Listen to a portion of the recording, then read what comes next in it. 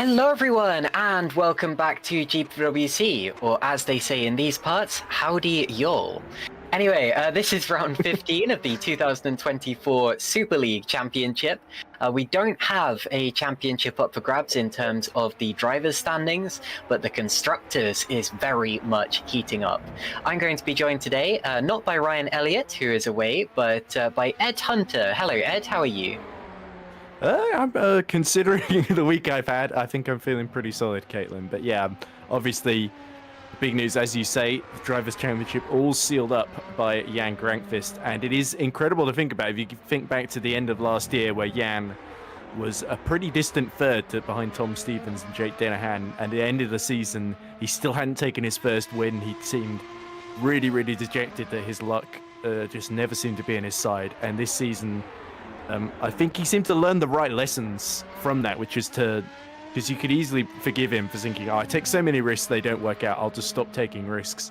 And he sort of realized, actually, no, I need to keep taking risks. And he's been able to get several wins through being bold on the strategy. Nearly, of course, won that nail-biting race at Singapore until the incident with a few laps to go that handed it, of course, to Adam Maguire. Yeah, of course, it's not over yet, of course, in terms of the team's championship, because just 10 or 11 points separate THR and Superventure, with THR having, with their double podium, just stolen the lead in the team's championship for the first time in since they won the championship last year, I think, as Superventure have led it pretty much since round 2, I think, when they took it off TOP after McGorgy dominated that season opener then. So yeah, Superventure have got quite the fight back to do still, but certainly THR are going to be very, very tough to beat, not just today, but in Brazil in 2 weeks' time as well. Yeah, I totally agree with that, Ed, and we'll go over some more of the headlines in just a minute. As I've introduced Ed, it's only right if I introduce... I do have a head. Indeed, indeed. Vincent Gutt is our broadcaster today, so he is providing you with the cameras, the sights, and the sounds that you are seeing. And to be honest, we very rarely mention some of the other people involved in this this competition, rather than just a broadcast. Chris Williamson, as always, is the race director, and we'll give him a bit of a shout out as we go along as well, because Chris does wonderful things for this league. So what you're seeing here is the start of the qualifying session. It's 15 minutes in total, so there's plenty more time for drivers to improve on their lap times. We were just watching Owen McGorgy. He's gone to the top of the order with a 1:32.088, but that will play out in due time, and I'm sure that we haven't seen the fastest laps just yet. In terms of the some of the headlines, there were quite a few penalties after the last race, and if you've seen the GPVWC standings spreadsheet that you get from the Discord server, that is not actually up to date just yet, so there's a chance you might not know about some of these penalties that have been announced. There was a controversial incident in Singapore between Tom Stevens and Mark Schluter, where they went side by side into the chicane and came to blows. My co-commentator Ryan Elliott blamed Tom Stevens, said that he was not far enough alongside. The stewards have actually dissented from that opinion. They have penalised Mark Schluter for that, for pushing a car off track, and he was given a 5-second time penalty and 1 point on his licence as well. And with an extra 5-second penalty that he got for forcing Jarl Tyen off the track, that actually strips him of second place. So Mark Schluter, who would have been second, has actually dropped down to 4th in the order, meaning that Tom Stevens took second last time out at Singapore, making it a THR 1-2. That also put Jan Grankvist up to 3rd place in the standings, and Jan Grankvist was, of course, crowned champion at the Singapore Grand Prix as well. There was also a time penalty given to Jarl Tyen, a 30-second time penalty for a very unsafe rejoin, which we saw during the race. He was dropped down to 7th place in the order as a result. So the top 7 from the last round now read as Maguire, Stevens, Grankvist, Schluter, Stepkowski, Pansar, and Tyen in that order. We also have grid penalties today for Sergio Fletcher and Philip Pushke. So, well, little bit of a deep breath, but yeah, Ed, plenty of penalised drivers. The tensions were running quite high last time out at Singapore, and I'm sure you know all about that because you edited the highlights package. Turned into a bit of a crash compilation, didn't it? I mean, I try not to show all the crashes to try and save the blushes of some of the drivers, but yeah, there are a couple of big ones in there certainly, and it did turn into a bit of a race of attrition, especially near the bottom end of the points, with the likes of Remco De Zeo jumping in and doing a very good job actually, scoring a few points for what team did Remco drive for in the end? He was filling in at one of the Zortax, of course. Yes, he was in the second Zortax along with Philip Pushke, of course, who's got that grid penalty hanging over him, and yeah, it was mainly that sort of final chicane, wasn't it, where a lot of the incidents, like you say, Stevens, and as we see Stevens displace Owen McGorgy at the top of the timing sheets with two very, very good final two sectors that are a tenth and a half quicker than Owen McGorgy there. So that's really laying down the gauntlet. First man in the 1:31.9s, as there's Matthew Williams, of course, back at the wheel of his Zortax after missing the previous round. So what can Williams do? It's still only 18th. Okay, so maybe Matthew is warming up a bit still. But anyway, as we go back to Singapore, certainly tensions were high, certainly with Grankvist on the needing only to score basically a handful of points to seal the championship, and Stevens and Mark Schluter really going at it hammer and tongs, and there's certainly, like you say, differences of opinion on that particular incident, but with the Jarl Tyne one, it seemed the stewards did agree with the commentary team unanimously and decided to take that fourth place away from Jarl Tyne. So 2 extra places for Grankvist, but unfortunately for them, also a 1-2 for THR now, so that sort of evens it out. So like you say, it's gone from being a 10-point gap to an 11-point gap, essentially. Although I'm not entirely sure if the maths have worked out, as we see Maguire go up to 3rd place. So Adam Maguire really continuing that strong form to just get ahead of Alex Lahoe, who's about half a second away from Tom Stevens' best time. But McGorgy is striking back at the moment. Look at that first sector, 2/10 quicker. So McGorgy finding the time where others are leaving it on the table. So we are 6 minutes away from the end of the qualifying session. Stevens at the top, followed by McGorgy and Maguire. McGorgy's actually going very quickly on this lap, and so is Alex Lahoe, who's about to complete it. Across the line he goes, 3rd place for Alex Lahoe, who we understand will be racing for Holland Racing Team in the last 2 rounds of the season, having wrapped up the Superleague Championship. And Jan Grankvist just went up into 3rd position as well. McGorgy has pitted, so he was improving on that lap, but clearly did not have the fuel or tyres to complete that round. And of course, you have to get back to the pits in order to go out again. Good lap from Dylan Fisher, the driver who ended up on his lid last time out.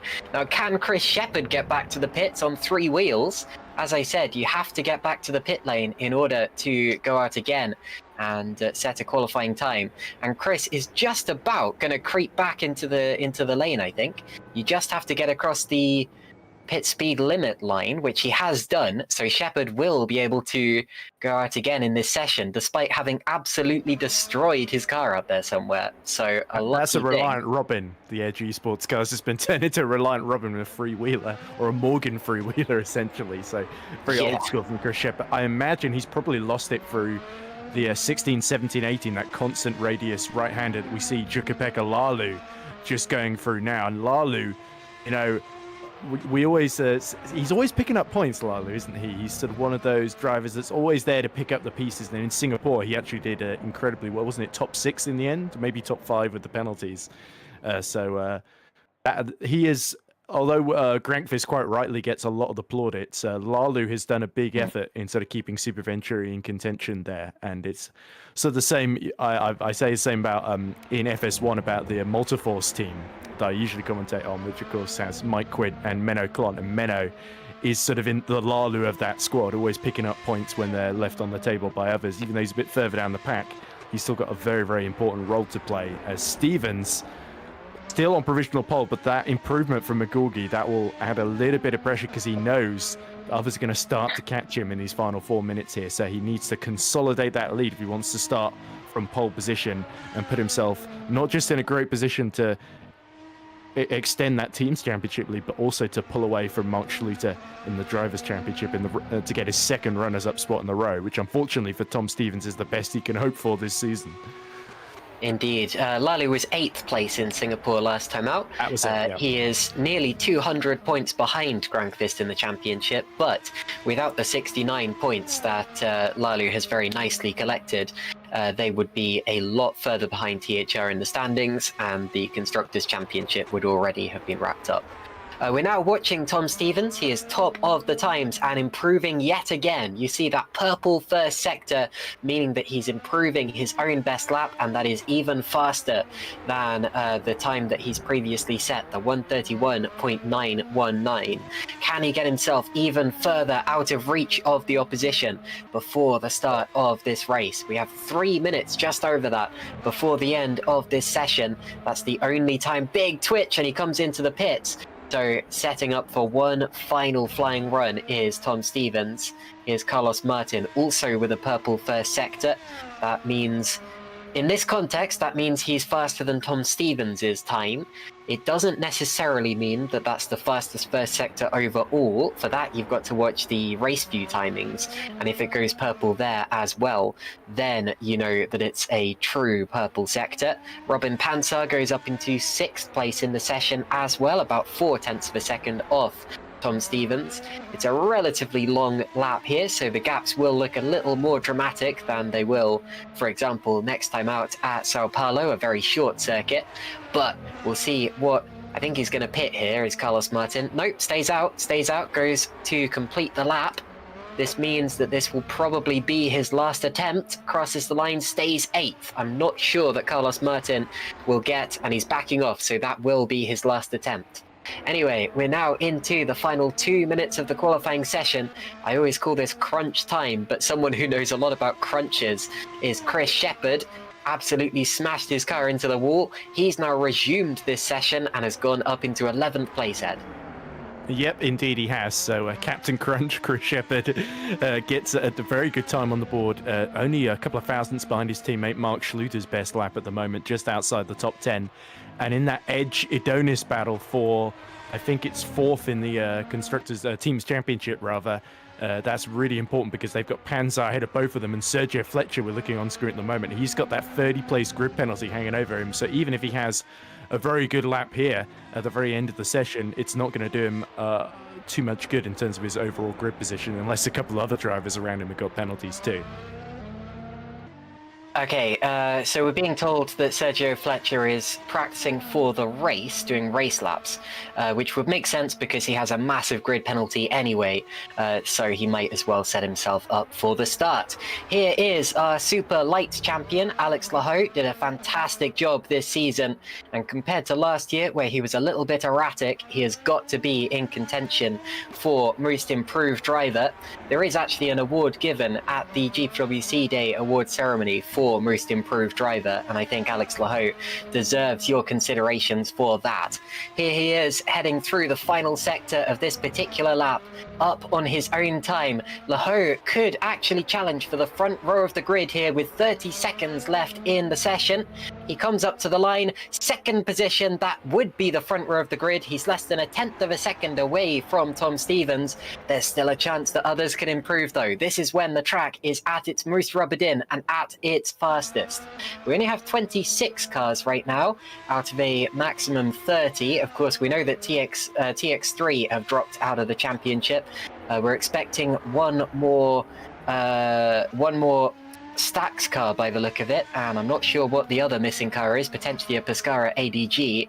We're watching Owen McGorgy now. He's timed his final run absolutely perfectly, crossed the line just as the checkered flag was about to go out. And that means that and look at that, he's up 1.3 of a second in the first sector alone. This could be a real contender of a lap from Owen McGorgy, Ed. Yeah, but we saw this before, didn't we? Where he had an amazing first sector.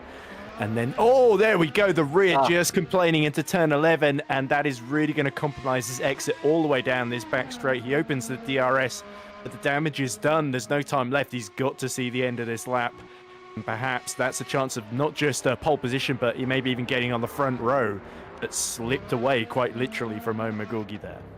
Yeah, and that would have affected him all the way down the straight, so I'm not expecting a particularly good sector time. He's coming up to the timing line, not too far away. Tom Stevens, meanwhile, is also improving on his own time, so he may push it even further out of reach. Jan Grankvist is about to complete a lap. Adam Maguire just completed his last lap, stayed 5th. Grankvist goes 3rd, so Grankvist deposes Owen McGorgy. An improvement for Mark Schluter, goes 6th. That's important for the fight for 2nd in the championship. Now, where is Owen McGorgy?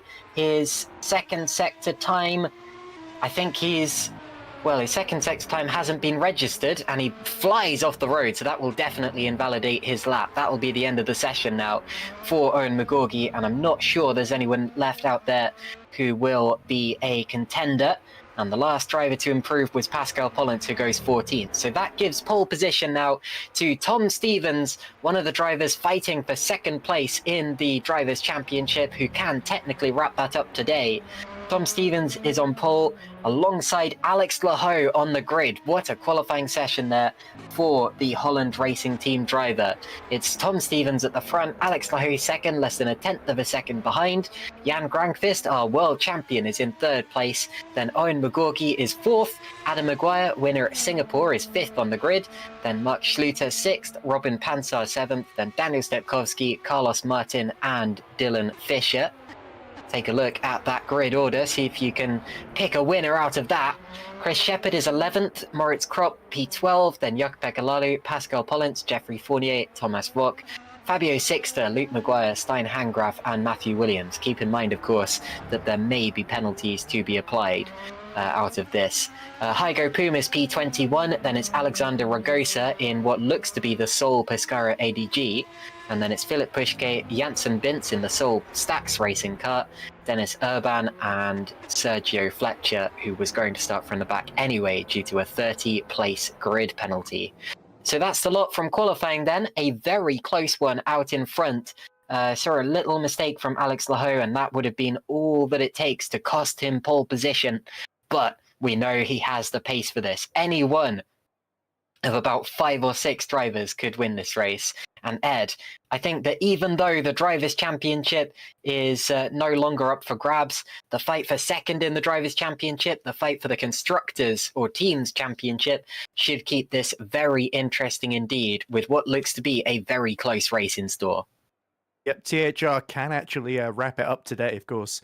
As you said, they're leading by 11 points, so if they pull another 35 points on Super Venturi, which is unlikely, but definitely mathematically possible, then they could seal the Teams Championship a round early. So that's why it's so important for Grankvist to try and get the up end and clear Alex Lahoe as quickly as possible so he can challenge Tom Stevens. But Lahoe definitely was something to prove after that Superlights title, and we know he's basically abandoned the rest of the Superlights season, given that he's mathematically uncatchable, to focus on a Super League with HRT, and a fantastic qualifying lap there. Not quite good enough for pole, but Stevens was just extremely consistent out there, constantly pumping in the purple sectors and not making any big mistakes, whereas McGorgy especially, I think, knows he maybe has lost a chance of getting on the front road there, and it's going to be a case of he set up the car for qualifying and he's going to have to find a way to keep those tyres alive in the race, because that's always been the issue for McGorgy ever since he returned a couple of races ago back in from Spa onwards, essentially. So McGorgy's got quite the job to do, but certainly Kota could throw up a couple of surprises. So I think all of the top 7, apart from Lahoe, are race winners, either in this season or previous seasons, essentially. So it should be interesting. That's very true, of course. Lahoe, a race winner in Super Lights, but yet to really have a chance in Super League. He's only done 4 races this year, and I'm sure that his chance will come as, like I said, he is constantly improving. Let's talk you through as they head out for the warm-up session. That's what you're seeing. Almost treating it as the start of the race. Look how many cars are swarming out there all in one go. That could give us a bit of entertainment for the next 10 minutes, even though it won't affect the order that they start in or anything to do with the race, really. But let's talk you through the runners and riders and the way that they stand in the championship. Jan Granqvist, of course, has wrapped it up. He is mathematically untouchable now, and luckily for us, has decided to keep racing in Super League. We have seen drivers in the past win the championship and then put their feet up for the rest of the year, and I'm glad that he hasn't managed, or he hasn't decided to do that. So Granqvist out there on 263 points, and that means that he has absolutely nothing to lose for USA and Brazil, and I think that actually makes him a real contender today, because of course last time out at Singapore just needed to bring it home to score the points. Now of course he can go out there and fight for the win. He's fighting for the Constructors' Championship with Super Venturi, and I think he's a real shout for the win today. Tom Stevens and Mark Schluter are fighting for second in the championship. Only 10 points separate them in the advantage of Tom Stevens. He can, of course, wrap that up today, but chances are he won't, because he would need something quite dramatic to happen to Mark Schluter to lose those 16 points that would put him out of contention. Adam Maguire is fourth in the championship, having won at Singapore. He was that was his first victory of the season. So he's the most recent Super League winner of 2024. Robin Panzer is the top driver in the championship without a win, having come second at the British Grand Prix in Silverstone. Carlos Martin is sixth in the championship. He won in Canada. Jarl Tyen is seventh in the championship, despite having missed several rounds. He won in Italy, and we are not expecting him back. Well, he's not going to be on the grid today, we know that for sure. Luke Mitchell is driving his car, but he may be back at Brazil next time out. Matthias Moos is 8th in the championship, but is replaced for the rest of the season by Alex Lahoux, unless I'm very much mistaken, but that is what I've heard. Owen McGorgy, 9th in the championship with 2 victories, would have been a championship contender for sure, but missed 7 rounds in the middle of the season as he focused on FSR, but he of course won in Australia and in Azerbaijan. And 10th in the championship is the other Super Venturi driver of Jukka-Pekka Laulu, yet to score a podium in this championship. The top driver, Matthias Moos is the top driver without a podium, but Jukka-Pekka Laulu yet to score a podium, but still has scored relatively consistent points to keep the championship challenge of Super Venturi alive. In terms of the Teams Championship, THR lead that by 10 points from Super Venturi, and then it's TOP Esports just over 100 points back, fighting with Edge Esports and Adonis Engineering for that 3rd place spot. So that is how things stand after 14 rounds of this 16-round championship. And it's been an exciting one, even if it hasn't gone down to the wire in the Drivers' Championship. And we've still got plenty more excitement in store for us here at COTA, and then the next round at Brazil. So let's talk a little bit about the track itself. I still think of it as quite a new track, even though it's been on the Formula 1 calendar since 2012 now, but it's a bit of a divisive one, Ed Hunter. A lot of people say they love it, a lot of people say they hate it. I personally think it's a little bit mid in terms of if you asked me to rank all of the circuits on the calendar, I'd probably put it in the middle somewhere. But what's your own personal experience of this track? Well, it's got some really, really fun sections to drive, and it's provided some good racing action, I think, over the years. The S's, I think, really, really fun to change your direction. The only problem is you can't really race people through there. And then you've got this sort of the section from turn 12 all the way through to sort of 18, 19, essentially. And that's the section where you can race well, but it's not necessarily that. Maybe the 16, 17, 18, that constant radius Istanbul turn 8, but in the other direction, essentially. There's a bit of a mishmash of a lot of different tracks that Herman Tilke obviously took inspiration from when he was designing this. Had a big plot of land and thought, well, let's do something fun here, I guess. But or Herman Tilke thinks is fun anyway.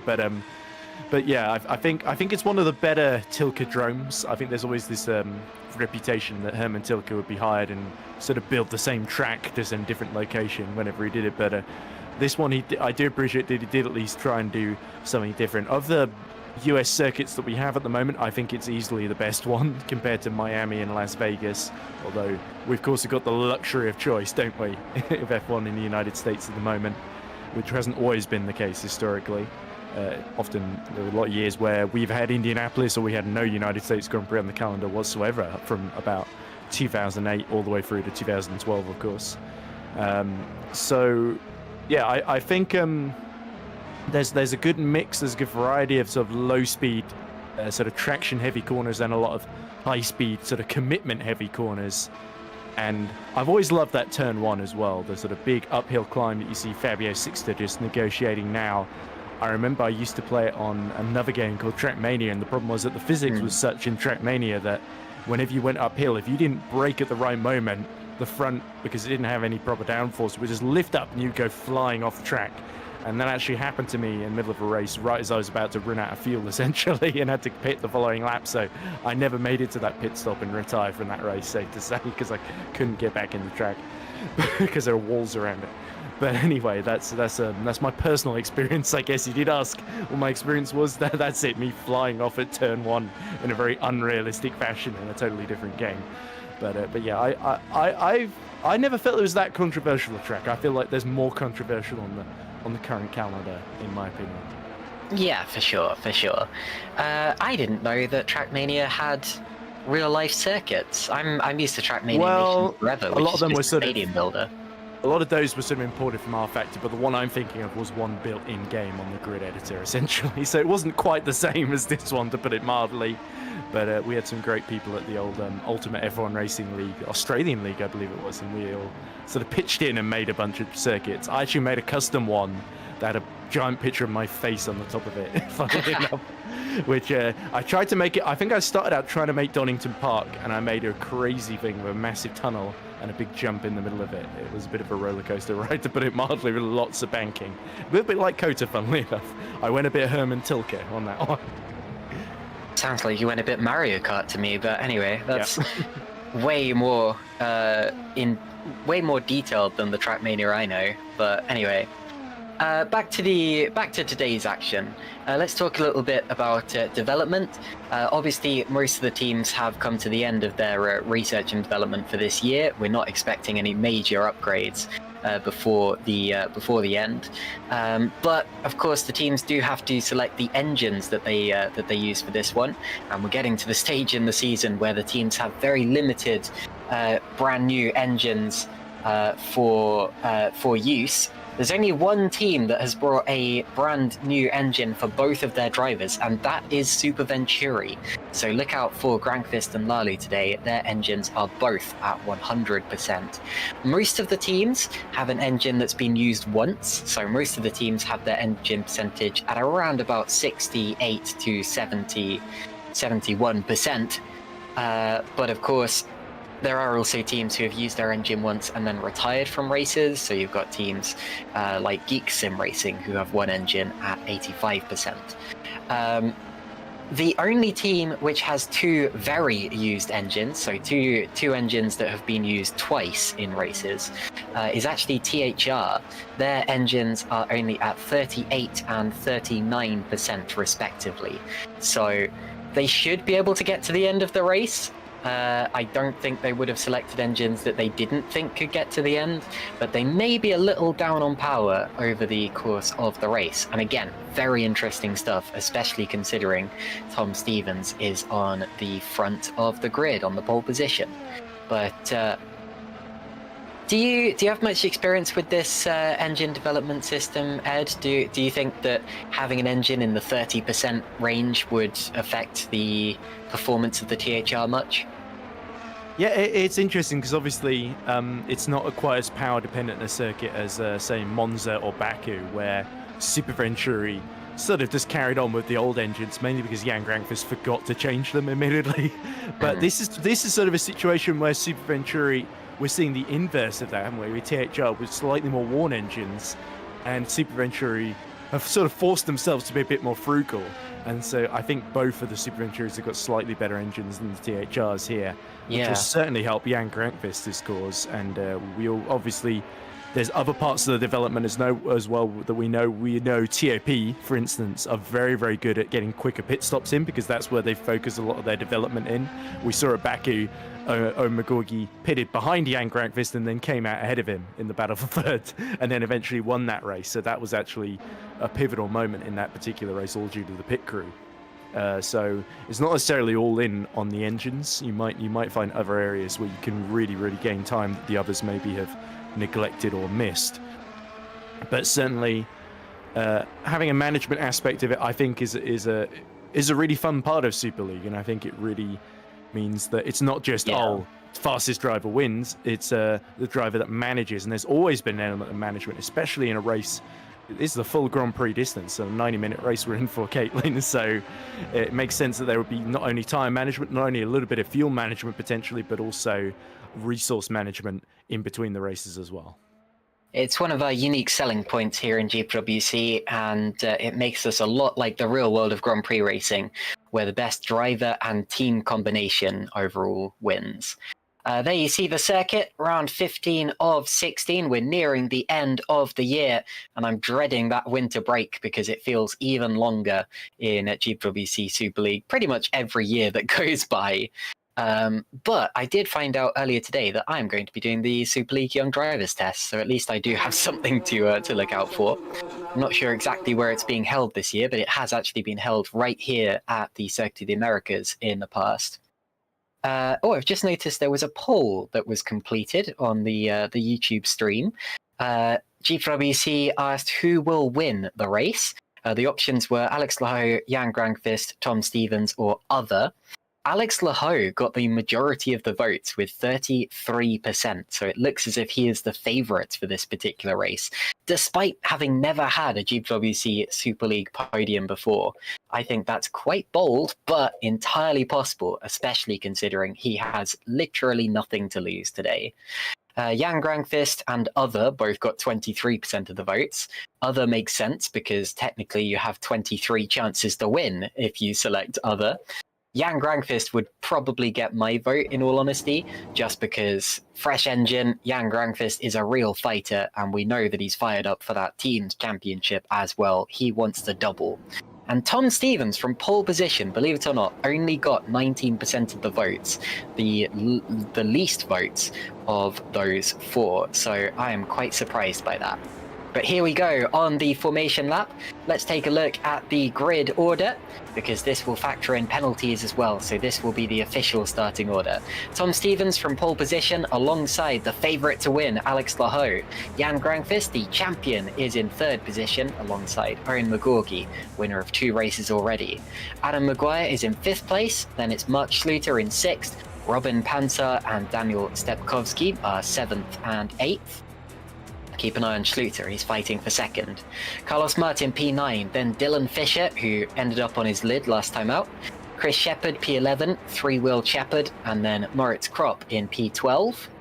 13th position, Jakub Alalu in the other Super Venturi, then it's Pascal Pollens, Jeffrey Fournier, and Tomasz Wok. And then 17th place, Fabio Sixter, then Luke Mitchell in that nocturne, Stein Handgraf, and Matthew Williams. Only the top 15 score points at the end, so these are the drivers who need to make their moves. Igo Poon P21, Alexander Ragosa P22, Janssen Bintz, and Dennis Urban. Shame to see only one Pescara and one Stax racing car here today for whatever reason. Philip Pushke P25 with a grid penalty, and Sergio Fletcher with so much of a grid penalty that he might as well be starting from Mexico today. So those are your 26 cars, and that is the order that they will line up in. We have 56 laps ahead of us. As you said, Ed, this should take us about 90 minutes in total, and I am very much looking forward to this one. We're watching... Is that Jakub Alalu there, little way down in the pack, has a lot of work to do for his team, Super Venturi, but we know that he's a very consistent, fairly quick at times driver, and even though he doesn't win races, he can really stick it to the big guys. What can he do today from 13th position in the grid? Leave your predictions and queries and comments in the YouTube chat. I'll be keeping an eye on them as the race goes through. Sticky got fired, says Lahu is not winning. That's interesting. Of course, Alex Lahoe has yet to win a GPWC Super League race just yet, but he's got easily his best chance today. The best chance that he has ever had in Super League. Was fourth so far, which was Saudi Arabia earlier this season. The last 3 races, Lahoe's retired though, so yeah, he needs to arrest the slide effectively and sort of get a good result today. He's really good at Circuit of the Americas. He qualified in the front row in FSR Pro and finished 4th that day as well. I was commentating on that particular race too, so a great chance for him to sort of maybe go one better and finish just on the podium. But lots of pressure on all of these drivers then as we get ready for the start. So here we are on the grid, waiting for the 5 red lights, and they're out, so we're underway. The race has begun. Watch Tom Stevens as he leads into turn 1, covers off Alex Lahoe. Look at Owen McGorgy taking a look. Grankvist takes the high line, goes all the way around the outside. Grankvist up to second. Great start from the champion. So it's Stevens leading from Grankvist. Now we head into the S's, where it's very difficult to follow the car in front of you, especially with the turbulent air. There were some big pileups here in FS2. A car went flipping, but it's all very clean so far here, and that's what we like to see. Little bit of a move there from one of the Zortact cars on the back of Jukpekka Lalu, and there we see Daniel Stepkovski heading up the hill. So a great start there from Tom Stevens, covered the field off just as he needed to do. Jan Grankvist with a better start from 3rd place on the grid, right around the outside of Alex Lahoe. And now we head onto the back straight, the main overtaking opportunity of the lap, where drivers slipstream each other, and there will be DRS well and truly in play. Come lap 3, here comes a move from Mark Schluter, taking a look at Maguire. And Adam Maguire, my apologies, went defensive and was able to fend him off. A few moves further back in the field, but still everyone cleanly through. There's Janssen Bintz side by side with Matthew Williams as they head through this tricky switchback section, which goes right and then left. There's a Pescara car up his inside. That has to be Ragosa, of course. It's the only Pescara car in the race. So at the end of lap 1, Tom Stevens leads by 0.7 of a second from Jan Grankvist and Alex Lahoe and Owen McGorgy, with Adam Maguire in 5th position, Ed Hunter. Yeah, a pretty action-packed start there. Grankvist using all of his experience to go around the outside of Lahoe, despite not getting the best start. McGorgy got the best getaway off the line, but didn't really have anywhere to go. As we look at Thomas Vack lining up a move on Luke Mitchell into turn 1. Needs to make sure he doesn't hit the back of the Green Stripes car ahead of them. That's Stein Handgraf, of course, but Vack has executed the move there after a difficult qualifying. Vack's starting to make up places. There was also a very, very close moment into 8, 9, and 10 between Moritz Kropp and Dylan Fisher, where they got very, very physical. I saw Dylan Fisher almost going sideways and Moritz Kropp just going side by side and getting past him for 11th position, as they were both fighting away with Chris Shepard in front of them. So Moritz Kropp getting very, very physical, and now Jan Grankvist, he's pretty much had the ideal start, hasn't he? And he's got Tom Stevens all to himself. So if he can stay within DRS range, he could become a real problem as this stint goes on. And Lahoe now is starting to look in his mirrors at the fearsomely quick Owen McGorgy behind him. There's Jeffrey Fournier going up into 14th position here on the inside of Pascal Pollens. That will be a relatively straightforward one into turn 12, which I'm sure our audience will be intimately familiar with if they watch the Formula One. That's Luke Mitchell side by side with Matthew Williams. Going round the outside is Williams. That will turn into the inside for the next corner. This is a great little switchback section for overtaking. Rather frustrating when you're trying to use the brakes into there. The brakes naturally want to lock up and spit you off the road. Matthew Williams makes the overtake. He's up into 19th position as it stands. There's Sergio Fletcher through from the back of the grid, and very wide goes Luke Mitchell. The second lap is completed. Tom Stevens set the fastest lap of the race so far, and that means that he's pulled away slightly from Jan Grankvist, but Grankvist is still in DRS range, which is very important because we are now on that all too important lap 3, the lap when DRS is enabled. Just to remind you of the rules in case there's anyone new watching, you have to be within a second of the car in front of you when you cross the detection zone, the detection line. And if you are within a second, you're able to open your rear wing flap as you head down the straight, and that is the drag reduction system, so you'll end up going faster than your opponents. Here we go then, DRS about to be enabled for the very first time on the back straight. There's the line. Jan Grankvist is 0.6 of a second behind Tom Stevens, which won't be quite close enough for a move, I don't think. You've got to be about 5 tenths, 4 tenths behind your opponent, and Tom Stevens is able to cover him off up into turn 12. Stevens still leads, followed by Grankvist, Laho, and McGorgy. I saw a couple of people trying to jink out a little bit further back, but it looks to be relatively status quo, as all of our 26 cars still follow each other through, still nice and cleanly, as much as I am not trying to jinx anything. But Ed, DRS is enabled, but I'm surprised that it really didn't seem to affect much down that back straight. Yeah, it was interesting you said Stevens set the fastest lap of the race. Grankvist was only 3 thousandths of a second slower than that fastest lap actually behind, so it's kind of a stalemate between the two, and Grankvist actually takes the fastest lap off of Tom Stevens this time around. No surprise with the DRS, making him a tenth quicker in that middle sector, but also he wasn't too far behind in the final sector and quicker in the first sector too. So Grankvist starting to just ever so slightly pull away from Lehu, who's also pulling away from McGorgy. So expect the top 4 to slightly space out a little bit in this next phase.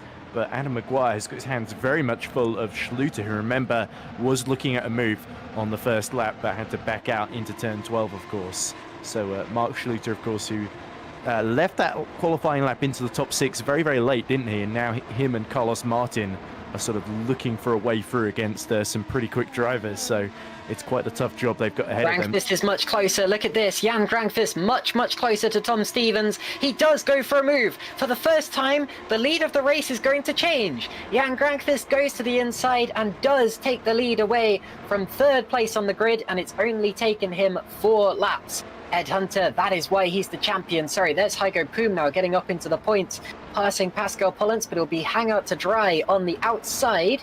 Has to drive his way all the way around, and you can do that. There is grip out there, and then of course it becomes the inside line. Very good move from Hygo Poom. I believe the AKA Hero car is driving a special livery today. It looks a lot darker than it normally is. It is. It's a Mexican livery in honor of the owners of that team. I think it's Mike Teichmann, isn't it, from Mexico, essentially. So since there isn't a Mexican Grand Prix, they did have an academy race at Mexico that I was also roped into commentating on at the last minute. But yeah, they've since the United States is the closest to Mexico, there is a bit of a border in the way, but still. They thought that'd be a nice way to sort of honor, because they did that for Hockenheim for the German sponsorship of AKA Hero, of course, and now that they're honoring the other side of that sort of co-ownership of the team effectively. So it's a nice little touch. Dylan Fisher still running in 12th and Heiko Poom in 15th, so both just about in the points. And Fisher definitely hoping to get his own back on Moritz Kropp. There's a bit of a stalemate going on there as we look at Schluter continuing to put pressure on Adam Maguire. But as you say, Grankvist, the big exciting mover, taking the lead. And then the key thing is he's looked like he's pulled 6 tenths on Tom Stevens, so Stevens can't just get revenge with the DRS on this particular lap. So THR, do they decide to save tyres here, or do you think they're going to panic a bit and maybe try and push hard to try and catch Grankvist back up here? Well, Stevens is in danger of losing the DRS already. By the end of the straight, he was nearly a second back. He did still have that flap open, so he still had the second at the detection zone, but this could be very much going the way of Jan Grankvist. But for anyone saying that Grankvist has basically won the race, which I've seen someone say in the YouTube chat, not sure how serious they are about that, but it can very easily go back the other way again, as we've seen so many times this year in GPVWC Super League. Strategy is coming. Of course, we're not expecting pit stops quite this early, but everyone will have to make at least 1 pit stop. Most people will probably make 2 stops at this track, I would say.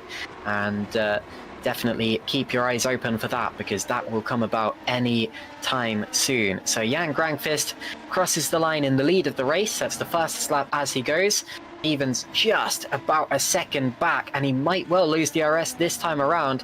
He's struggling a little through the sweepers, and the detection zone is coming up soon, so this could be the advantage that Jan Grankvist needs. And Stevens, well, he's broken away from the DRS of Alex Laho behind, so they have got away a little bit. But if he drops back from Jan Grankvist, then he might well lose it. He might well lose out to Alex Laho as well in due time. Here we are on board with Stevens. Doesn't open the rear wing, so he has dropped over a second behind in the detection zone. Alex Laho drops 2 seconds behind. He's very vulnerable here to Owen McGorgy, as you see Maguire taking a little look out on the back of McGorgy on the straight. And there is Stein Hangraf fighting with Hygo Poom and Pascal Pollance a bit further back. But Ed, I briefly mentioned strategy. I also mentioned we're not expecting pit stops just yet, but it won't be that long. The start of the race does tend to quite fly by. And what would you be expecting in terms of maybe the tyre compounds used today?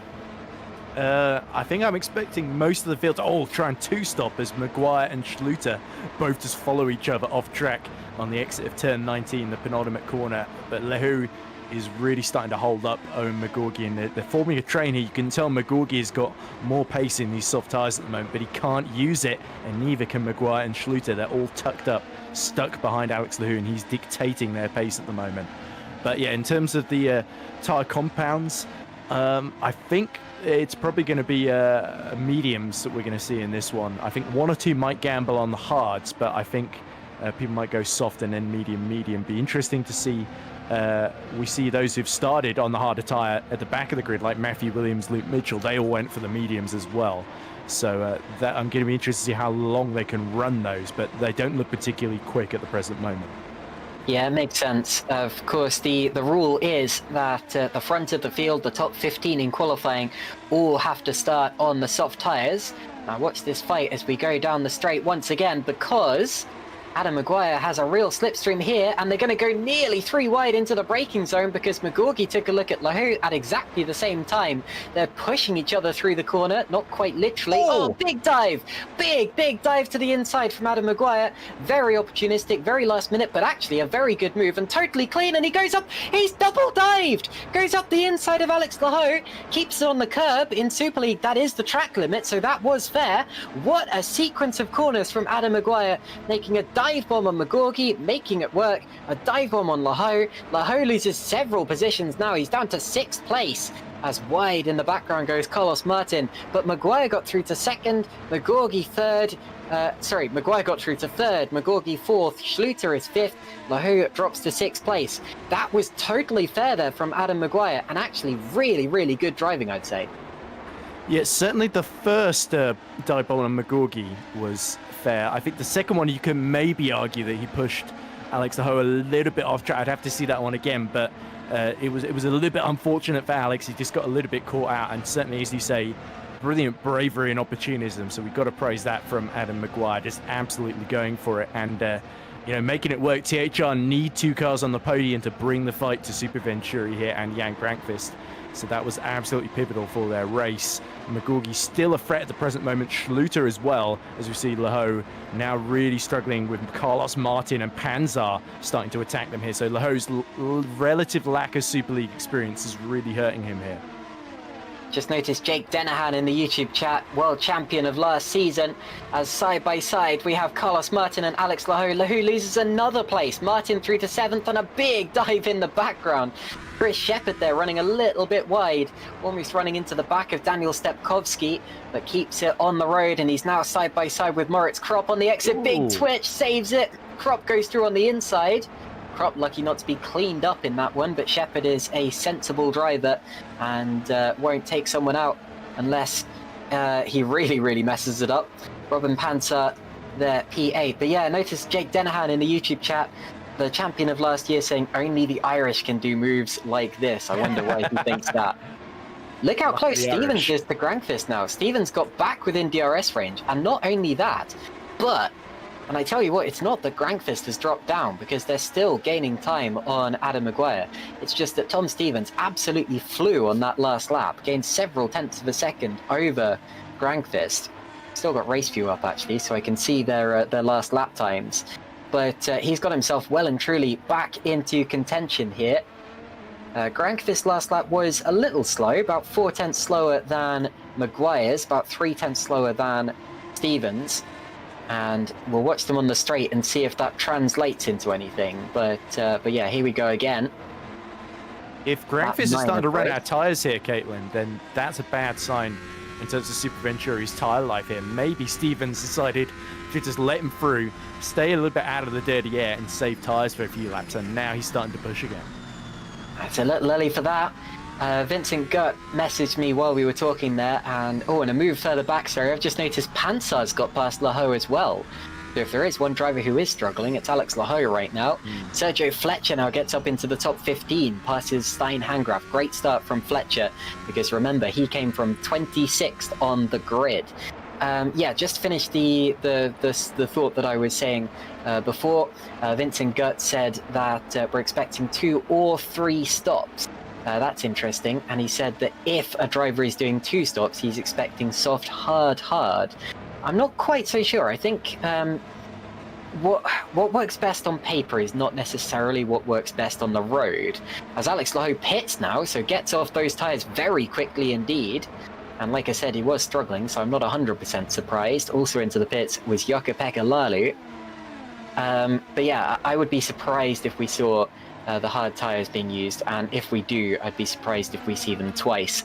Drivers tend to push their luck on the medium tyres if they can at all get away with it. Lalu puts the power down. Looked like another set of softs. I'd be surprised with that. I think the game may be not quite updating itself just yet, which you do sometimes see.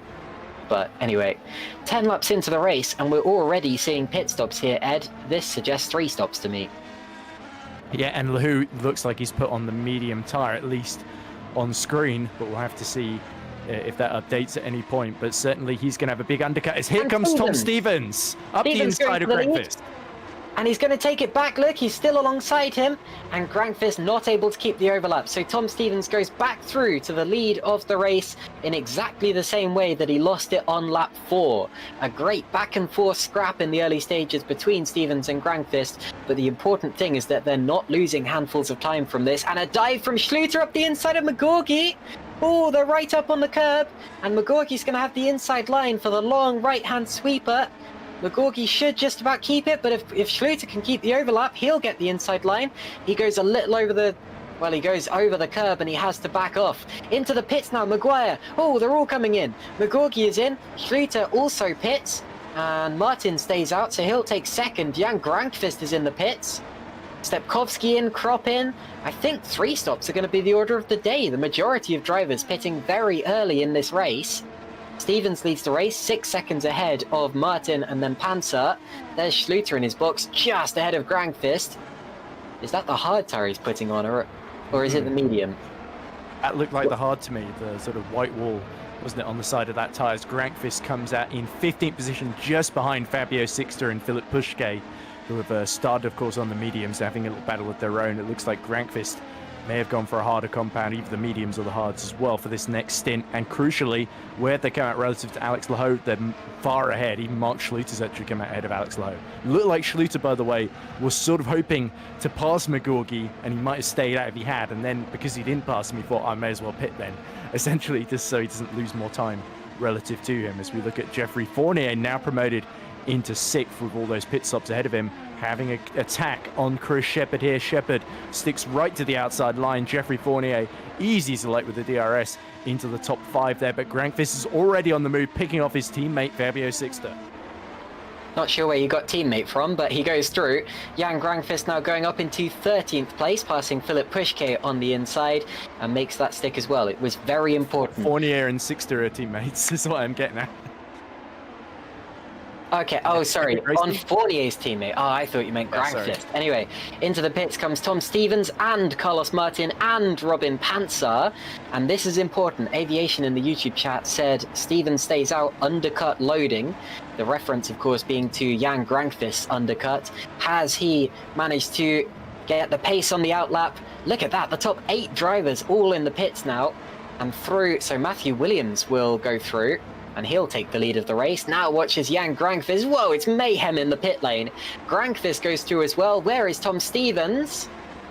Stevens is ahead. Oh, and wide goes Grankvist. A little bit wide in turn 1.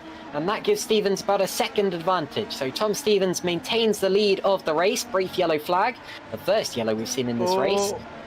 And look behind, Adam Maguire trying desperately to get past Philip Pushke, and he's not able to do so into turn 4. That's the beginning of the S's. There's only really one line through those corners there, and that's the one that Philip Pushke is on. So Maguire getting backed up into McGorgy and Schluter here, which is not what he wanted. Oh! A big spin for Philip Pushke, and Maguire just gets on the brakes in time and gets through, but it's now very hectic into turn 11.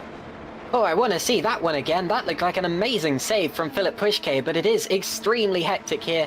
Schluter goes through on Sixter. He's now got a chance at McGorgy, who's on the back of Maguire. I think there's been a bit of changing around in this pack, but it's hard to keep up with who's been where and when. Now look at McGorgy side by side with Maguire on the outside, and that will turn into the inside. No, it won't. Look at that. Oh, I thought he might have dived, but you can't outbrake Adam Maguire, at least not on a day like today. And in the background, Mark Schluter, and side by side Sixter and Laho, 3 wide. Oh, that's Stepkovsky getting involved now. A little bit further back, Pushke and Martin fighting. Laho on the inside goes through on Sixter. He's on fresher tyres, so that's to be expected. Very hectic on track. Martin on the inside of Pushke also goes through. We're going to see more cars not pitting, apparently. I was expecting some. Tomasz Vok is in the pits, at least. So Williams leads just ahead of Luke Mitchell. They've stayed out. Janssen Bintz has stayed out as well. Tom Stevens is in the net lead of the race, and there's Pushke being double teamed into turn 1. Oh, I'm not sure that he saw the second car coming through there, rubbing wheels with Robin Panzer, who's on the outside now, and goes through into the S's, and they all make it through just about okay. What a section of the race that was. I thought Adam Maguire was going into the back of, it was Sixter, wasn't it? Like any day of the week. Was it Pushke or Sixter? I can't remember. It was one of the two just lost it in front of him. And yeah, Fabio Sixter, of course, after crashing into the back of his teammate last time in Singapore, definitely needs to get a clean race under his belt. And so far, he's somehow stayed out of trouble. But now Stevens is starting to get really held up by Janssen Bintz in the stacks. And now it looks like Grankvist is going to try and follow through immediately, but he's not able to do so. And that's going to allow Tom Stevens to escape and now catch up to Luke Mitchell. But Grankvist immediately dives at the inside into 13, and Bintz tries to hang it out, but those tyres, those mediums, are just not in as good condition and will not give him as much grip. So Grankvist released to chase after Tom Stevens once more. Fantastic stuff here. But that has cost Grankvist a little bit more time than Stevens. Normally it's the driver ahead who loses out in traffic situations, as into the pits up in front. Someone came in anyway, we'll see very shortly. And it's Williams from the lead. So Mitchell will briefly lead the race. I say briefly because watch Tom Stevens. He'll get him into turn 1 here. Up the inside. Pretty late, but does go through, and there's no way that the Nocturne car was going to put up much of a defense there, and he will actually hold up Jan Grankvist in the S's. Look at this. So Stevens gets through, and this is his chance to pull away. Mitchell has no obligation to pull aside and let Grankvist through, and we know that THR and Nocturne are sister teams, basically, all part of the same squad, so Mitchell will be more on Stevens' side here. Lap 14 of the race. Stevens leads it with Mitchell second and Grankvist third. Janssen Bintz fourth in the only stacks car, trying to stay out a little bit longer. These drivers who have stayed out later, of course, started on the medium tyre, so they've been able to do so a bit easier than they would have done otherwise. Here's the move. This is Grankvist on Luke Mitchell. Goes to the inside and does get through. In the background, Maguire does the same thing on Janssen Bintz and is followed through very quickly by Owen McGorgy. There may have been a bit of contact there, actually, so hopefully it was all clean. Hopefully no damage, but they certainly looked very, very close indeed. And now Mark Schluter is the next one to make the move, and he also goes through on the inside, Ed. Yep, nicely done there by Schluter. A little bit physical with McGorgy, but I think just about there going around the outside. There was just enough space left for Owen there. But yeah, Janssen Bintz, Luxembourg driver, just trying to get to the end of this very long stint for Stacks and hope that with the offset he can maybe pick up some points later in the race. But there we go, into the pits he comes. He's going to come out a long way down the field. But yeah, Stacks have still got a chance of maybe getting into the bottom end of the points, as Grankvist now well and truly behind Tom Stevens and picking up DRS now. And you can see Luke Mitchell being caught by Maguire. I don't think that's going to be the state of affairs for too long. Yeah, he's a bit like a yo-yo in this race. He's lost time on numerous occasions, but then immediately gains it back again. Never drops too far behind, and actually didn't lose as much behind Luke Mitchell as he may otherwise have done, because he got that slipstream and that DRS on the straight. He's 0.6 of a second behind Stevens. Remember, it's about half a second he needs in order to really challenge down this next straight. Let's take a look at what it is when they cross the DRS line. You know what? He's close. Well, we'll definitely watch this one just in case something happens. He's right on that buffer. Unfortunately, we've lost Pascal Pullens from the race, our first DNF. And Grankvist not close enough, but in the background we've got Maguire on Mitchell and nearly 3 wide again. That's McGorgy up the inside. And, whoa, does get through. And into 4th position in the battle of the 3 M's, and a 4th one joining them, Mark Schluter on the tail of that group in 6th position. Fabio Sixter, P17. Jan Grankvist, who looked nearly close enough to challenge Tom Stevens that last time around. He would have needed about 0.5 of a second extra in order to really go for it. And I tell you what, this could be the lap. We've had 1 pit window already, several more to come. Luke Mitchell dropping down a couple more places. Pits into the pits. So Luke Mitchell comes in from P6 and will drop further down the order, but that's all part of the plan and everyone needs to at some point during the race. I'll finish the point of what I was saying earlier. The top 15 drivers have to start on the tyre that they qualified on. So in this case, and pretty much every case, that's the soft tyre. And that means that the drivers a bit further back have more of an option. They can pit, or they can start the race rather on the medium or hard tyres, or indeed stay on the softs if they indeed. Joe Fletcher starting on softs from the very back of the grid, clearly wanted to make up that track position quickly. And Ed, I don't think Grankvist is quite going to have a chance this lap unless he uses a heck of a lot of push to pass. But I tell you what, he's using it. He does go to the inside, and he does. He'll still have the inside. Stevens fights back. Oh, the leaders are side by side now, heading into this 3rd sector of the course.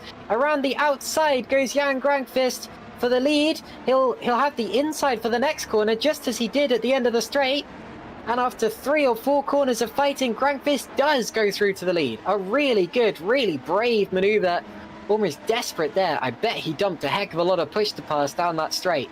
But Jan Grankvist has gone through into the lead of the race on lap 16. I wouldn't be surprised if he did, Caitlin. But yeah, he's perfected what I call the Mark Schluter move up the inside into turn 15. We saw Schluter, and Maguire and McGorgy would pass whoever had stayed out in the mediums, and Schluter would inevitably follow into 15. He did it to Mitchell and a couple of others as well that had stayed out long on the medium tyre. 40 laps to go then, and Grankvist is back in the lead. And I wonder, is Stevens going to start to try and conserve tyres, or just keep within DRS and wait for the Super Venturi to chew through its tyres like it did on the softs in the first stint? Stevens is on the harder compound, of course, as is Adam Maguire behind him. So THR can potentially run a bit longer in this race and try and outsmart Super Venturi rather than outrace them, as it were, on track. Fascinating. Well, that explains why Grankvist was able to keep up with Stevens and then make that move relatively quickly, because he is actually on a softer compound of tyre, and as we know, softer compound tyres are faster earlier in the stint. That's the general rule. Softer compound tyres are quicker almost immediately. You can get heat in them quicker, and they expand better as you're cornering, so you technically have a slightly larger contact patch with the ground. But also hard tyres will last longer and therefore will be faster later on in the stint. So that is the advantage that the hard tyres have. Stevens keeping up with Grankvist here will be giving himself a strategic advantage as the race goes along, as will Adam Maguire, although he is still a few seconds back. But Jan Grankvist, we know that he can run very long on his tyres compared to his opponents anyway. That was how he won in Silverstone. Very nearly did the same thing in Singapore last time out, but unfortunately for him was just caught towards the end of the race by Jarl Tyen. And then of course there was that unfortunate collision which Tyen was then penalised for. Here's a replay. We'll see, is this Philip Pushke in P24 heading through the S's. This is when he spun in front of Maguire, isn't it? So through turn 9 and 10, goes a little bit wide onto the curb. Yeah, there we go. Just tried to rejoin off the curb. The curb sort of sucked him in, right, and it is rejoined right into the path of Adam Maguire. There's some great reactions from Maguire and the rest of the field as well, not to run into him. And then Sixter goes wide at 11 and just lets the leaders through. This is Williams and Vac, I think. Yeah, side by side, Williams and Work through the S's. Oh, they do make contact and a big spin for Williams, but resumes in the race. I'll say quickly on the topic of Prishke, that was a great save. I know it was his mistake to be in that position in the first place, but to avoid spinning the car around entirely, that was very good stuff. And here's Pascal Pollens retiring the car, pulling up from the back of the grid, and he will score no points today. So 25 cars remain in this race from the 26 who started. Not quite a full house, unfortunately. We're not sure where the second Pescara was. Of course, I believe there was only one Pescara last time out as well, but also missing today was the second Stax racing car. Owen McGorky running in P4 is right on the back of Adam Maguire still, with Schluter keeping him honest on lap 18 of 56. Out of the final corner of this lap 19 now. And Stevens has lost the DRS from Jan Grankvist. 1.5 seconds is the gap. Crucial stuff for Jan Grankvist. He does not have the tyre advantage in terms of longevity. So if Stevens drops back, then it's Grankvist's chance to really pull away and make sure that his next pit stop won't cost him too much. And that is very important stuff indeed in the context of the race for the lead. Look at Sergio Fletcher there. We're seeing the number of positions that the drivers have gained or lost over the course of the race. 12 places gained for Sergio Fletcher. Very well done indeed. And a bit of changing a bit further back in the field there. Janssen Bintz losing a few places. But gets one back from Luke Mitchell. But yeah, so the biggest winner so far, Sergio Fletcher. Biggest loser, of course, Pascal Pollens. There was another driver who lost 9 places, who I just saw drop off the screen. Chris Shepherd lost 10. But of course we saw... No, it wasn't Shepherd who had that spin earlier on, was it? So yeah, Shepherd stayed out really long and then pit for another set of harder tyres. That's why he's down behind Luke Mitchell, okay. I think. He might have had an incident when he came out of the pits that we didn't see. But yeah, certainly Janssen Bintz did lose a few places just in the last lap or so, like we were saying. Yeah, the interesting thing up front, by the way, is McGorgy is on the he's on the same strategy as Grankvist on the mediums. As here comes Chris Shepherd up the inside, and nothing Luke Mitchell can really do. He just decides not to fight that one really into turn 12. But yeah, that's why McGorky was going all over the place trying to overtake Maguire, because he knows the medium's only going to be good for so long. And Schluter behind him is also on the hards, like the THRs. And Victor Ivanov said a comment that I love, which is diagonal is the new straight line, which I think was in reference to McGorky's braking style when he tried to go free wide to get Adam Maguire and didn't quite pull it off, only made one move rather than 2. But still, McGorky still looking menacing at this phase, but Mark Schluter knows it's only a matter of time before he gets up to 4th, potentially 3rd, if Grankvist and Maguire have to both pit, as this is what happened to Dennis Urban. Well, this is a nervy sight when you see a yellow flag and then you immediately cut to someone in the bottom few positions of the race. You know something's happened, and in this case it was Dennis Urban sliding helplessly off the road and ending up in the gravel. But unlike Lewis Hamilton, he's able to dig himself back out and resume in the race. And here's Alexander Ragosa in the only Pescara ADG car. And I very much hope that this isn't a retirement, because otherwise there is no hope at all for that team today. It's a bit of a slide. Another save gets it going again. Still running in P24, so that's good to see. Back to the live action. Adam Maguire still fighting with McGorgy and Schluter. McGorgy's got through. McGorgy up to 3rd place. Good stuff there. He has indeed split the THR cars, who were running in 2nd and 3rd position, as there's another yellow flag out there somewhere. Or Matthew Williams and Vincent fighting each other for 17th. Yep. It looks like Williams has prevailed. I think Ragosa was losing time there again, but there we go. And Janssen Bintz now up into 18th place, making a move on Matthew Williams, going for 17th. Williams defends what will turn into the inside lane and maintains that particular position. But yeah, I'd love to see what happened between McGorky and Maguire. It was probably another straightforward... Whoa! Well, what happened there? So Bintz has... And that will be the end of the day for Stax Racing, unfortunately. So out of the race goes Janssen Bintz. It looked... I didn't see them touch. It looked as if Janssen Bintz and whoever he was racing with both lost control at the same time. Was it Chris Shepherd? We're on board with Chris Shepherd. And he is also out of the race now. Wow, he almost lost it in sympathy there. and rejoined the race, but I believe has now also retired, unless I'm very much mistaken. And there he is, just pulling off, so Shepard calls it a day. Very interesting. So 23 cars now remaining in this race, but I'm fascinated to know why Chris lost it at the same time as Janssen Bintz there.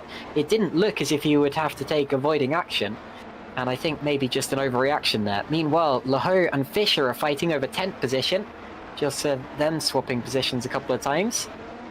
And Stepkovsky, has he just got up into 6th place, or was he fending it off? Oh, he was fending off Carlos Martin. He has gotten ahead of Martin, though, because he did qualify behind him. And Moritz Kropp is starting to put pressure on them as well. Personal best first sector for Moritz. So he is absolutely flying in that lead nocturne relative to where he started on the grid. But yeah, lots of chopping and changing. Schluter now is going to be quite keen to just get as close to Maguire as he can in this stint. But Magorgi did what he needed to do. And Lalu from 13th making another early stop in the second of our Super Venturis. So Lalu is struggling a little bit from a team's championship point of view, getting mired in the midfield. He needs to sort of get solidly into the top 10 if he can, sort of where Dylan Fisher is, and he's just a couple of places shy of that in the overall order. Maybe this early undercut will play in his favour. Stax team boss Christian Zerner, or Godona, has typed in the YouTube chat, "Oh well." And to be honest, he's probably getting used to this now.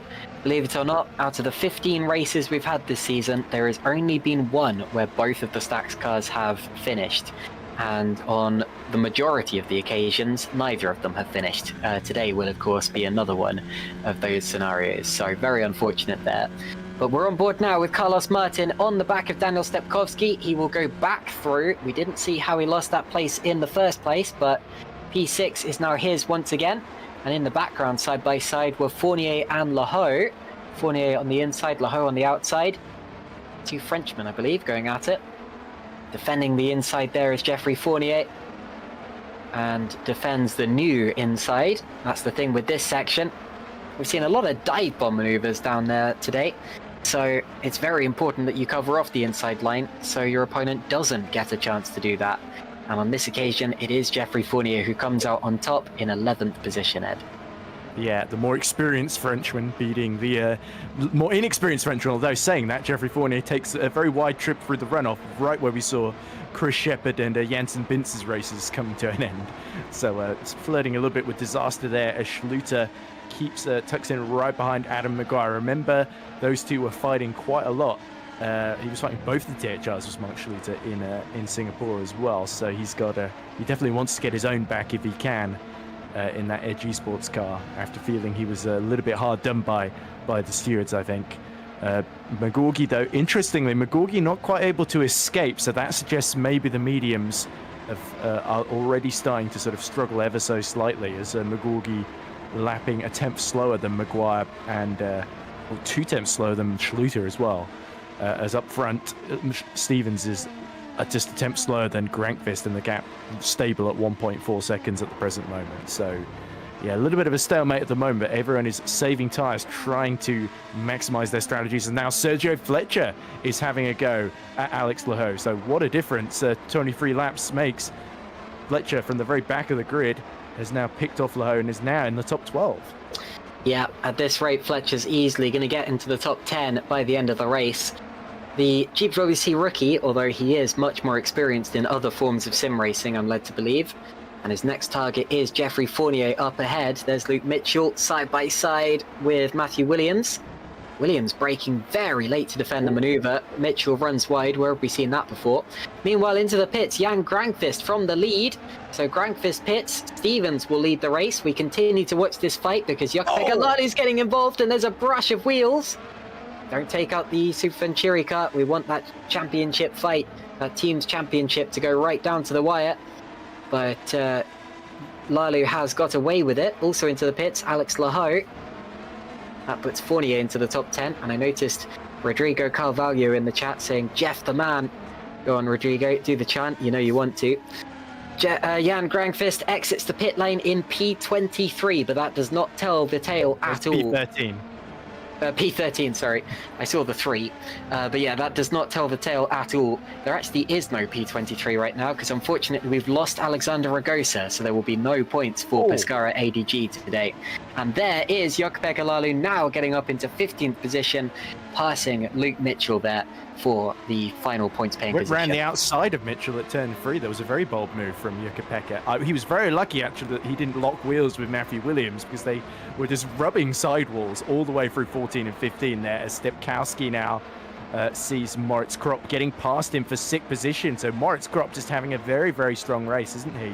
Just picking them off one by one as Heiko Poom very twitchy on the rear brakes there, and that allows Jan Grankvist to just escape in a 12th position.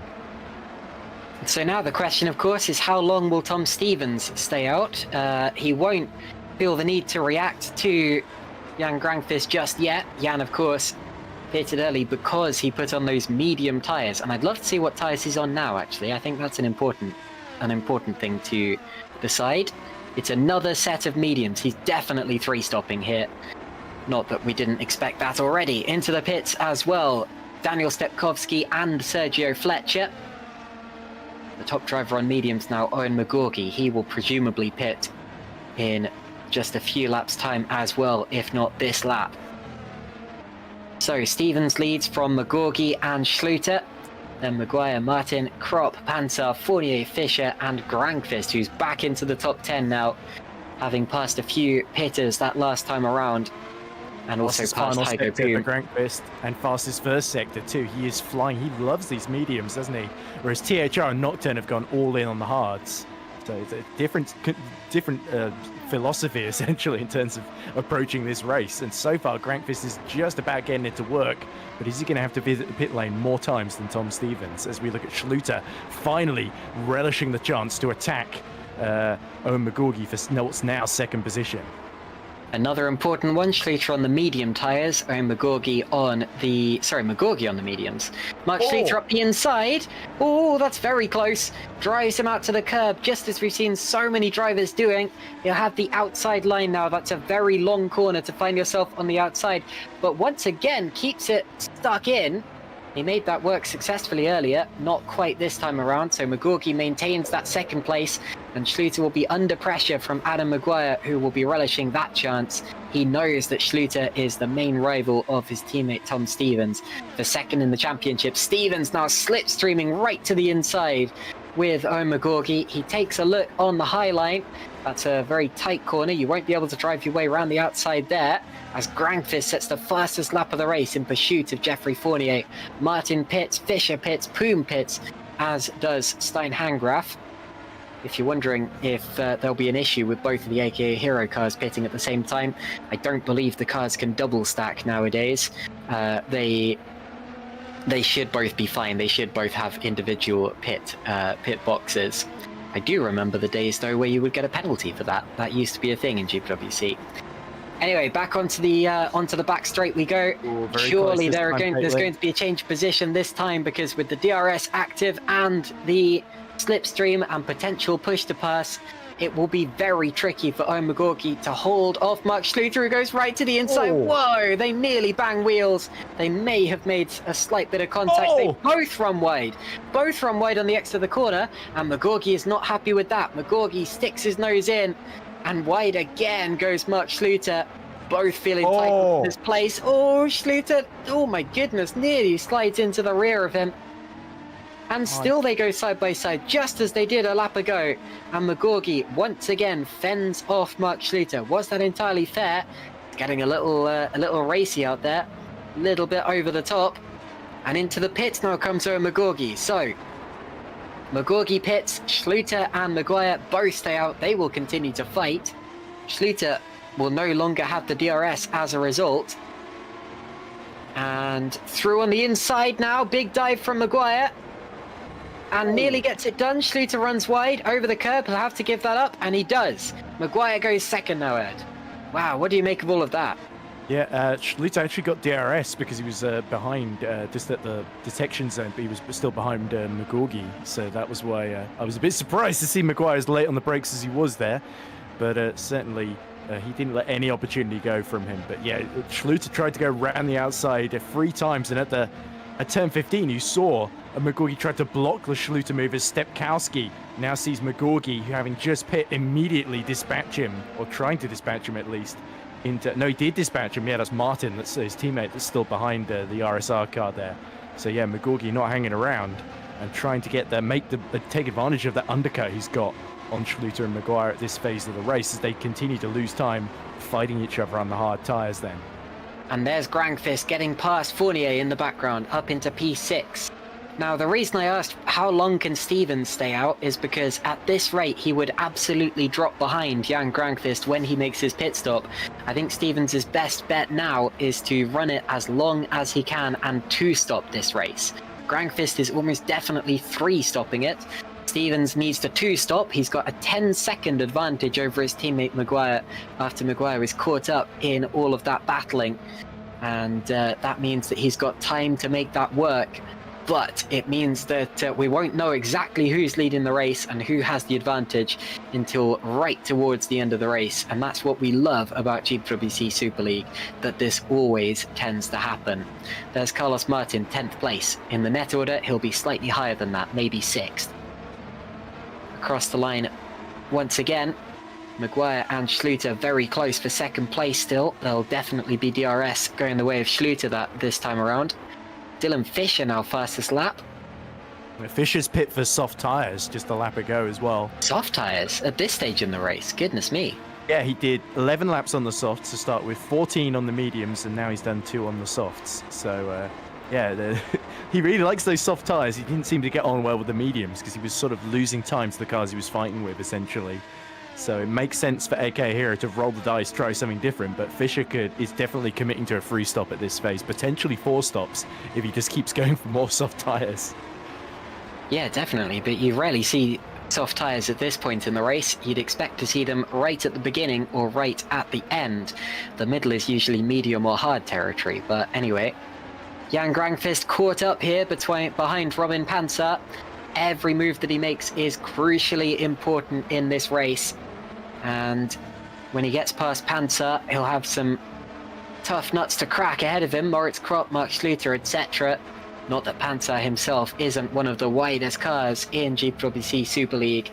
He's proven that time and time again, but fortunately for Jan Grangfist, Robin Panzer has come into the pit lane. So Grangfist stays out and he eyes up Moritz Kropp there in the Nocturne. Lap 29 he starts. Slightly concerning thing for Super Venturi is that Grangfist was only able to do 13 laps on the mediums, wasn't he, in the previous stint? Maybe he was slightly aggressively undercutting. But you look at Panzer did 60, he's just done 16 laps on his mediums. And a lot of that, and yeah, that's the sort of 16, 17 is the sort of max stint length that we're seeing on those medium tyres then. So that definitely shows that Grangfist has not got a lot of flexibility in his strategy. He's got to make these mediums work, even if he has to do the extra pit stop relative to Tom Stevens.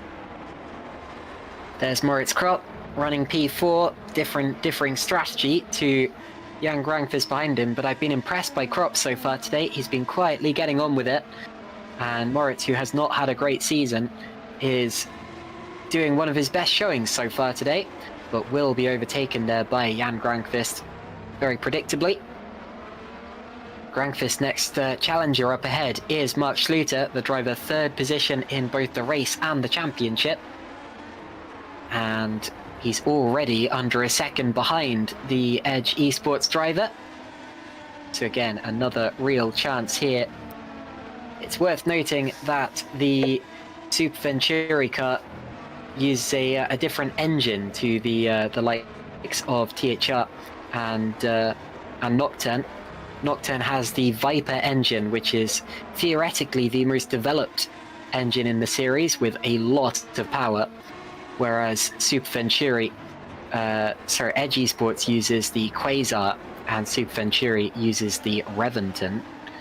A few different engine development routes that have been employed. The other engine in competition, of course, is the Vulcan, which went entirely down the route of updating its mapping systems and didn't upgrade its power or its weight mass or anything along those lines.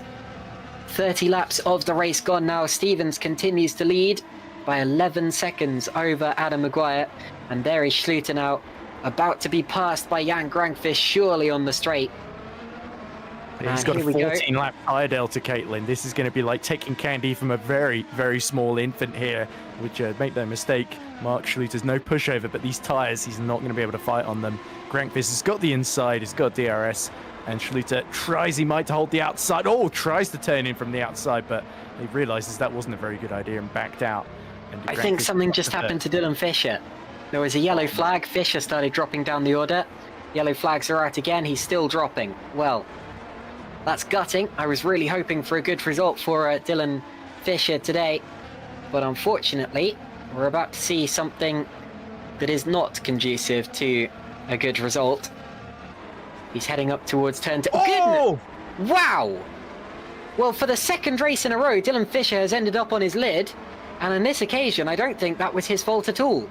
I believe that's a bug to do with the curb and how the curb's set up, as Grankvist goes for it on Maguire. That's a very important move. Up the inside into second position. He's got 12 seconds to gain on Tom Stevens, and that was genuinely for position in the race, because of course he would have needed to get past both of the THRs on the track. I'm amazed by how quickly he got past Adam Maguire then.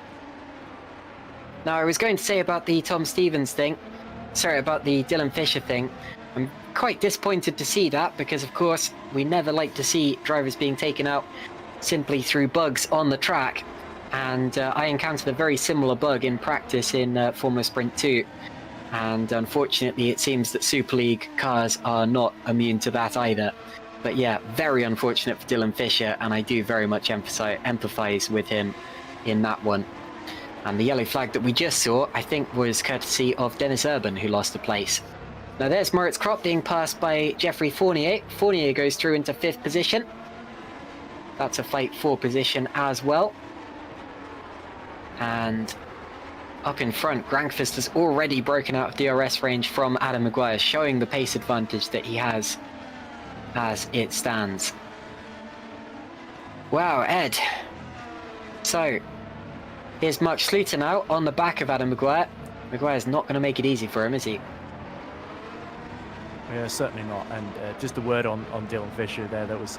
It's a shame, because you saw a couple of videos during practice of, like you say, getting people finding some of the bugs on the curbs there, and it's a shame for that to happen in racing conditions. But Schluter, luckily, from his perspective, has now got Maguire all to himself as Grankvist escapes up the road, and Mark Schluter desperately looking for a way past the THR of the Irishman ahead of him, so he can challenge the British driver Tom Stevens, who he's fighting with for that runners-up spot in the Drivers' Championship. And of course, Edge in a close teams championship fight with Idonis, as Panzar's just set the fastest lap of the race, 135.9, down in 10th position, of course. So Panzar made good use of his fresh set of mediums as he tries to close the gap between himself and Carlos Martin.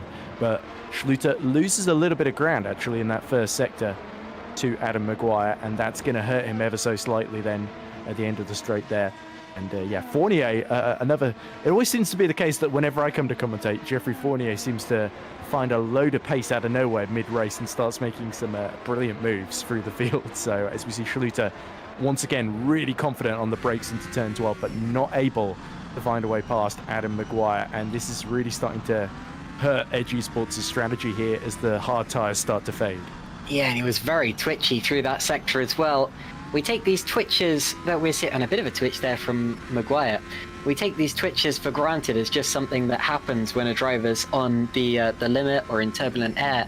But each one of those twitches is a potential crash saved, and they're both coming in. So Maguire comes in. Schluter seemed to make that decision quite late, actually. It looked as if he wasn't coming in until Maguire did. So clearly decides to cover him off by pitting as well. Moritz Kropp is in, and all three of these drivers on a very similar strategy here. Magorgi will go through into what will be 4th position. Mark Schluter, hard medium tyres by the look of it. Oh, very close on exit, Caitlin, and it looks like Maguire's just going to sneak out ahead there. So hitting at the same time, it was a little bit of a gamble, but it means Schluter is right where he wants to be, tucked in behind the rear wing of Adam Maguire and ready to pounce. Yeah, I think he was a bit nervous about a Maguire undercut, Maguire was already ahead, of course, so it wouldn't be a standard undercut, but he could have got even further ahead, could have got out of attacking range had he got those fresh tyres on a lap earlier than... And Schluter's gone through. I've just seen the timing screen change. How's that happened so early on? Well, there's Schluter, and Maguire's dropped way back here, so there was a mistake. Now, a lap ago, when they were yet to pit, Maguire did make a little bit of a mistake in that section, but Schluter was not able to capitalize. And it's going to be the same corner, is it? Yes, it is. Look at that. Wait, no. Oh, wow. That's where it started. He went a little bit too far over the curb, but then had to skip 8 and 9, essentially, completely, as Tom Stevens pits from the lead as well. So THR starting to really feel the heat at this phase of the race. Slightly bizarre mistake there from Adam Maguire. He looked all under control and then just missed the corners. But there we go. So Stevens in the pits. Grangfist will lead. And we're expecting Grangfist to make one more pit stop in this race as well. Jeffrey Fournier pits from 3rd position. So Magorgi will go through into not quite 2nd, depending on where Stevens is. I'd like to take a look at that, actually, as we see Carlos Martin and Daniel Stepkovsky heading up into the corner. But Stevens just about fends off Magorgi for 2nd. That could have really thrown a spanner in the works if Owen had got through there as well. These two very old rivals. Of course, both very young drivers, but very old rivals in that they've been racing each other for a good few years. I remember commentating on their battles back in FS1 with Jake Dennehan, another Super League champion who used to race them hard in that category. I remember the first race that Jan Grangfist did in FS1 in Canada a few years ago. He was right in the mix with these guys as well, and it's been wonderful to watch their progress up to Super League since then. It's exactly how the career ladder should work and does work. Here's Tom Stevens, who, with those fresh tyres, needs to fly now. He knows that Grangfist is going to pit again, and when Grangfist does, he will be on the hunt. Could we see the tyre graphic, if that's okay, Vince? I just want to see exactly what tyres everyone's on. Grangfist, of course, on those mediums. We knew that because he's 3-stopping. Stevens on the hards will go longer, and he'll go to the end on those tyres. I was also interested in Magorgi, but he's quite a little bit later on in the stint, isn't he? Okay, thank you very much for showing us that. Philip Pushki, the only driver on soft tyres, a bit further back. And Magorgi is basically on a very similar strategy to Grangfist. He's 7 laps into his second medium stint, whereas Grangfist is 11 laps into his second medium stint. So Grangfist, how many laps remaining? Effectively, we're getting into sort of 20 laps to go, aren't we? And Grangfist has really got to sort of try and extend this second medium stint to help his final medium stint, unless he wants to go hards to the end, in which case he'd be basically on the same strategy as Stevens, but a long way further down the road once he comes out the pit lane effectively. But yeah, on those mediums compared to Stevens on those fading hards, Grangfist was gaining up to 1.5 seconds, nearly 2 seconds per lap at points. So that was why he was able to get such a big gap essentially once Stevens pit. And now Grangfist has to find that all too familiar sweet spot, the elusive sweet spot, where he can't pit too early or his tyres will wear out towards the end and he won't have anything to fight Tom Stevens with, and he can't pit too late, otherwise obviously it will be too late to catch Stevens. So somewhere in the middle there'll be a sweet spot. It might only be 1 or 2 laps wide, where he has to pit in order to fight with Tom Stevens for the win of this race later on. He can still absolutely do it, but it's going to be tough and he will have to pass him on the road. And talking of passing, that is Alex Lahoe going up into 13th place ahead of Luke Mitchell. Unfortunately to say, the first overtake we've seen Lahoe make in a long time. He really has not had the race pace today, considering he started this race up in 2nd position. Big lockup from Stein Hangraf as he fights with Luke Mitchell as well, and stays 15th for the time being. 20 laps remaining in this one. Just 20 laps to go. There is Carlos Martin still fighting with Stepkovsky. I thought I saw a bit of a switch, but they still seem to be in the positions that they were in before. And Luke Mitchell drops down the order as there's a brief yellow flag, so that's a bit... Oh, he's in the pits, never mind. Yeah, Mitchell's was on very worn tyres. He was like on them for 19 laps, I think. So it makes sense. He couldn't really, I think that was it hards or mediums, couldn't remember which, but he'd certainly pushed them beyond the limit. And that was why you saw Handgraf and Lahu just easily all over the back of him. But yeah, Martin, Stepkowski's actually had a quietly impressive race. He's really just been able to hold Martin at bay. But now Martin, closer than he's been looked in a while, has got DRS, is going to pull to the inside to try and snatch that fourth position on the road. And there we go, long before the corner, the Spaniard is ahead into fourth position. So important points for TOP after they've really struggled for... they didn't score any points, I think, at all. Oh, no, that's not true. Simon Frelick did score a few points for them in Singapore, didn't they?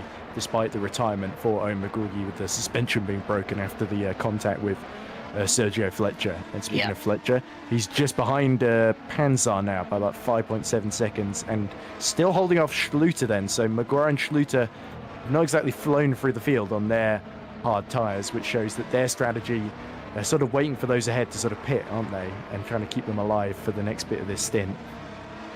Little bit wide when Panzer, but he's okay.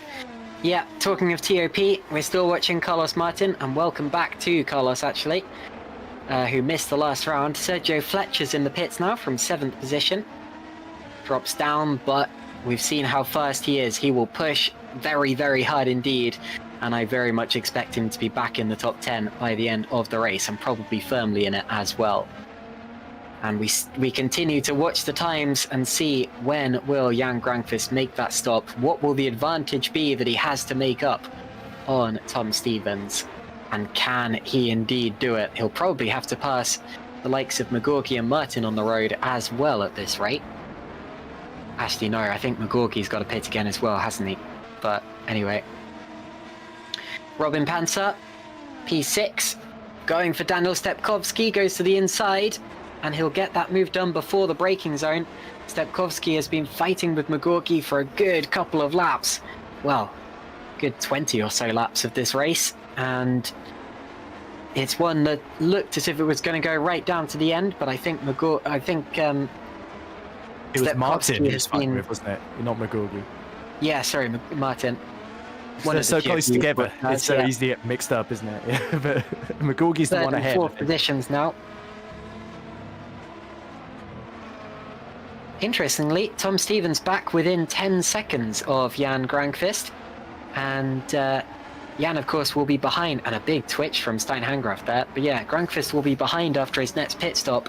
And the closer that Stevens is to him before that stop, the further behind Jan will be after his stop. But we have seen late race charges from Jan before.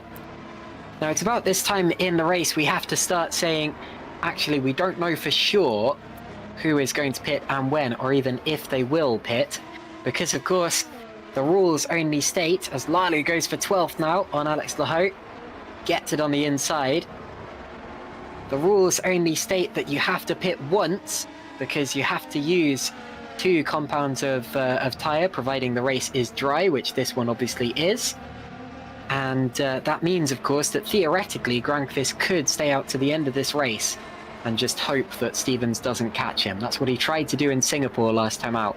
And it's what he did successfully do in Singapore earlier this year. So definitely keep that in your mind, the fact that that could be happening, but chances are it won't, because first of all, Granqvist pitted way too early to make that worth it, and second of all, Stevens is catching up by several tenths of a second per lap, nearly seconds per lap at this rate. And by the end of the race, it would be seconds per lap. And I don't think that Granqvist would have much of a chance anymore. So I still expect Granqvist to pit, and a big crash, and it's Sergio Fletcher. Oh no! As well. And I tell you what, it's that corner, isn't it? It's turn 10. And we're about to see probably something quite gutting here. So 2 drivers on a real charge, Dylan Fisher and now Sergio Fletcher, both caught out by the same corner through what I expect. Oh, and okay, never mind. Well, I forgive the track builder because that was Sergio Fletcher's mistake, not the fault of the curb. So Fletcher just loses control on the curb on the outside, but completely his own mistake, and slams into the barriers. 20 cars remaining in this race now, but I am pretty gutted for Sergio Fletcher because he was doing such a great job. And I said he was going to be back within the top 10. He would have been, but unfortunately, he will no longer score anything at all. Wow, what do you make of that, Ed?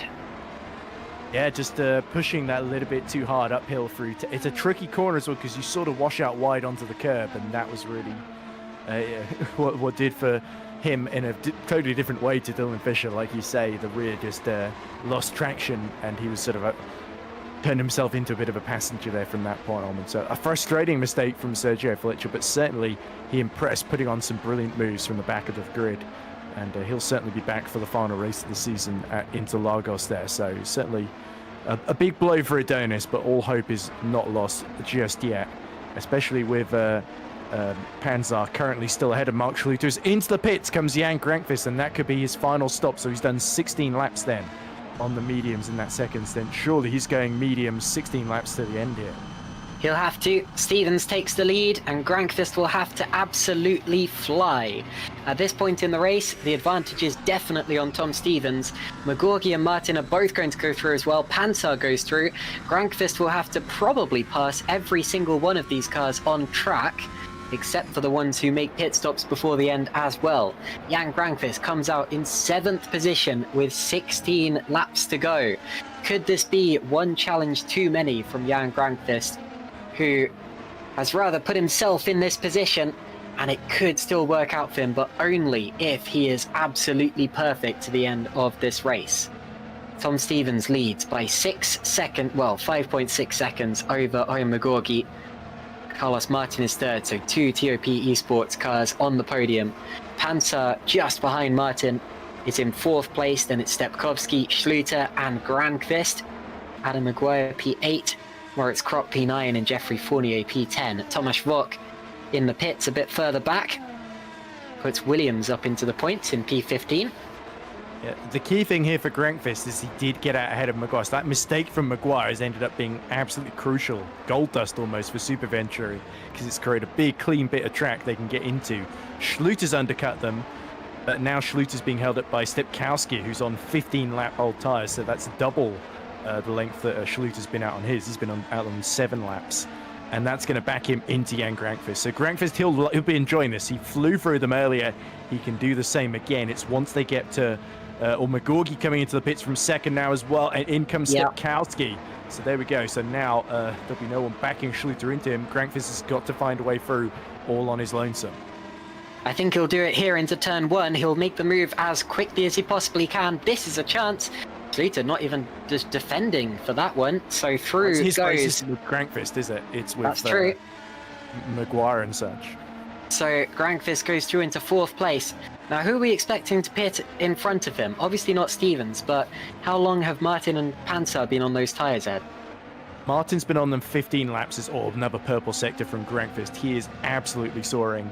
So 15 laps for Martin, 12 for Panzer, and 7 for Stevens. So Stevens on those hards could well be trying to get to the end. He did 22 laps in his first hard tyre stint, remember, and he did 11 on the softs at the start. So Stevens is good to go to the end, but he's going to be caught at a vast rate of knots, as Panzar's got a great tow on Martin. He's got older tyres though, but these two have just been going at it hammer and tongs. Fantastic to watch. Panzer trying to get the better of the old hand Carlos Martin, who's been doing this for a fair few years now, as has Robin Panzer, to be honest. So these two, they move in the same circles, and I don't just mean the rubber things on either end of the car. I mean the sort of R-Factor 2 and sim racing circles, effectively. But yeah, if they fight each other, it could well become a bit of a roadblock to Grankvist. If they get spread out a bit more, and that'd be ideal for Jan to pick them off one by one, because they've got pretty good paces. In comes Carlos Martin. I wouldn't be surprised to see Panzer following in the next couple of laps. Panzer still on the medium tyres. Looks like it as he flies by. I saw a flash. Yes, he is. Yeah. Sorry, it's quite hard to see because my screen's a bit small for this, but Panzer does go through on the mediums. So Stevens leading from Panzer and Grankvist. Panzer probably yet to pit. Almost definitely yet to pit because his tyres are pretty old for this. Might be going for the softs at this rate, how late he's leaving it out. But even if he doesn't, he will be caught by Jan Grankvist almost definitely at this point. There's Moritz Kropp, P6, being chased by Jeffrey Fournier and having been passed by Adam Maguire just in front. Tom Stevens leads the race by 11 seconds. So even when Grankvist passes Panther, which will probably be this lap by the look of it, even when Grankvist passes Panther, he will have to gain 11.8 or so seconds in order to pass Tom Stevens. Here we go from Grankvist on Panther, and there's now clean track between him and the race leader. Crucially so. 14 laps to gain 11.5 seconds. Can he do it? He will need to gain many seconds. He'll need to be gaining by about 0.8 of a second per lap at this rate. Although look at that, 1.8 much... seconds faster the previous lap. He's absolutely torching the track, and Stevens could well find himself a sitting duck in this final stint unless he can find something on these hards. We'll see the gap this lap then. I'm keeping an eye on race view to see when it updates. Of course, his last lap was the fastest lap of the race, and he's doing that pretty much every time around. I think my page needs updating actually, but I'll be with you in a second. 1.3 seconds, that'll do it. If he keeps it up to the end of the race, as Panther pits, if he keeps it up to the end of the race, he would absolutely catch Tom Stevens at this rate. And then, of course, the question would be whether he passes him or not. But it looks as if he's going to catch them, unless Stevens has anything else in the tank that he's saving up that he's yet to use, because he needs to use it pretty much now. Hygo Poom also into the pits. And did I say that Dennis Urban's out of the race, unfortunately? The attrition, just like at Singapore, is hitting. 19 cars remain in this race from the 26 who started. There is Stein Hangraf running P14, but Ed, Stein is the last chance that Green Stripes have to score points today. Yeah, and considering he's a rookie, Stein has actually had a pretty solid season. As all there's Hygo Poom coming out the pits right alongside them. There we go. Alex Lahou gets through. Is Hangraf going to follow through? Yes, he is. Surely 2 into 1 will not go. And there we go. Hygo very sensibly leaves just enough room, but does not lose position to Luke Mitchell in the process then. So Hygo on the softs is going to try and really have a good, really quick stint in this race here. I think it could well be 3 stops for Hygo if he's going for another set of softs at the end, because 13 laps? He might be able to get to the end actually without making another stop then. So Hygo letting Hangraf through, then getting DRS to hopefully, from his perspective, attack. So AK here and Green Stripes, only 1 horse in the race respectively, and the same with HRT as well. Desperately trying to score as many points as possible, and Hangraf notes his pass or be passed. He just avoids hitting the back of Alex Lahou, but here comes the AKA hero of Hygo Poom now, who's warmed up those tyres, who's really in a good position here. Can he get around the outside of him at turn 15? Hangraf tries to cut to the middle of the road to make sure there's no options there, and the Estonian is held at bay by the German. Change of position a bit further up. Looks like Stepkovsky just got past Lalu, but we continue to watch Hangraf versus the Mexico machine. Hygo Poom behind, bit of a twitch. Hangraf returns to the road. Who was it in FS1 the other day who got a penalty on the last lap from doing that and dropped off the podium? You can, of course. FS2, wasn't it? No, I'm. Yeah, Shimon. I'm sure someone did that in FS1 because I remember watching FS1 here, and someone ran wide there on the last lap, picked up just enough track limit penalty points to lose out on a strong result there. But anyway, here's Robin Panther, and this is on Lalu as well, so Lalu might well drop out of the top 10. Panther on the inside on the fresh tyres will go through. They both had DRS from Stepkovsky up in head, but Stepkovsky is going to be a bit of a sitting duck to Robin Panther as well. I think his second stint was a lot better than his third, unfortunately. Here's a replay. Robin Panther emerging from the pit lane, and it was very close between him and Daniel Stepkovsky on pit exit. Oh, and he spun it! He's sideways! Oh, a good save from Panther, but that won't do his new tyres any good. And that's what cold tyres do to you, and that's how Stepkovsky was able to come out ahead. Goodness me. And we're going to see a replay of Philip Pushkate, who had a major save earlier on in this race. As he gathered this one up, well, we're about to see, no. Does do a spin this time around, and, oh, and disconnects. Okay, well, that's the end of the day for Philip Pushkate. Is he still getting a lap down on my screen? Oh, no, he's not. No, he's out. He's out. That's just race view. Yeah, so lucky Philip Pushkate didn't do that when he was right in front of Adam Maguire earlier in the race, because that could have had disastrous consequences. But luckily then, all our top runners unscathed. Moritz Kropp and Fournier actually giving a big challenge to Maguire. You can just see in the background as Mark Schluter is now looking quite comfortable in third position. But of course, Owen McGorgy on the Jan Grankvist strategy is starting to catch them in the 136s. He's in the mid 36s. Grankvist still in the low 136s, just 8 seconds now behind Tom Stevens. So 11 laps to go, 8 seconds the gap. It's looking like Grankvist is certainly going to catch before the end as Panzar is able to get past it. It was that Stipkowski briefly using DRS to get back alongside there. In fact, setting a personal best lap. So Daniel Stipkowski not giving up without a fight in that fight for 9th position. But Kropp and Fournier on the same strategy as Maguire. They've absolutely caught him and put him under real pressure here, Caitlin. Yeah, and Grankvist, his last lap was... It was about 9/10. Well, sorry, this lap. Okay, so this lap, Stevens has really picked it up a bit. 136.7. That's his fastest lap in a long time. Only 0.6 of a second out of him was taken by Jan Grankvist. The lap before it was 0.8 of a second. So Stevens is responding to the challenge and turning up the power a little bit. Might be using some push to pass if he's got any left. As always, I'll give my usual disclaimer about the reason we don't mention push to pass that often is because we can't see for certain when the drivers are using it. I would love a display graphic to see when the drivers are using push to pass, but we don't currently have that. Alex Lahoe loses 2 places in the final corner. Just noticed, I think he lost 2 places anyway. Well, Hangraf is ahead of him now. Yeah, Poom got through, I think, in that sort of 10, 12, 13, 14, 15 complex. And then who went wide at the final corner, or had something happen because it looked like Hangraf had to go almost off track to get past him. Let's see a replay. So here is Alex Lahoe. I think he made a mistake there. We're going to see. Here he goes through the penultimate corner. Over the curb. Oh. Big! Oh! And a full 360-degree spin! Very well gathered up there from Alex Lahoe, but he did lose 2 positions as a result of it. That, of course, the corner where Dennis Urban crashed earlier on. But, not Dennis Urban. Who crashed there? Janssen Bintz. Janssen Bintz crashed there earlier on.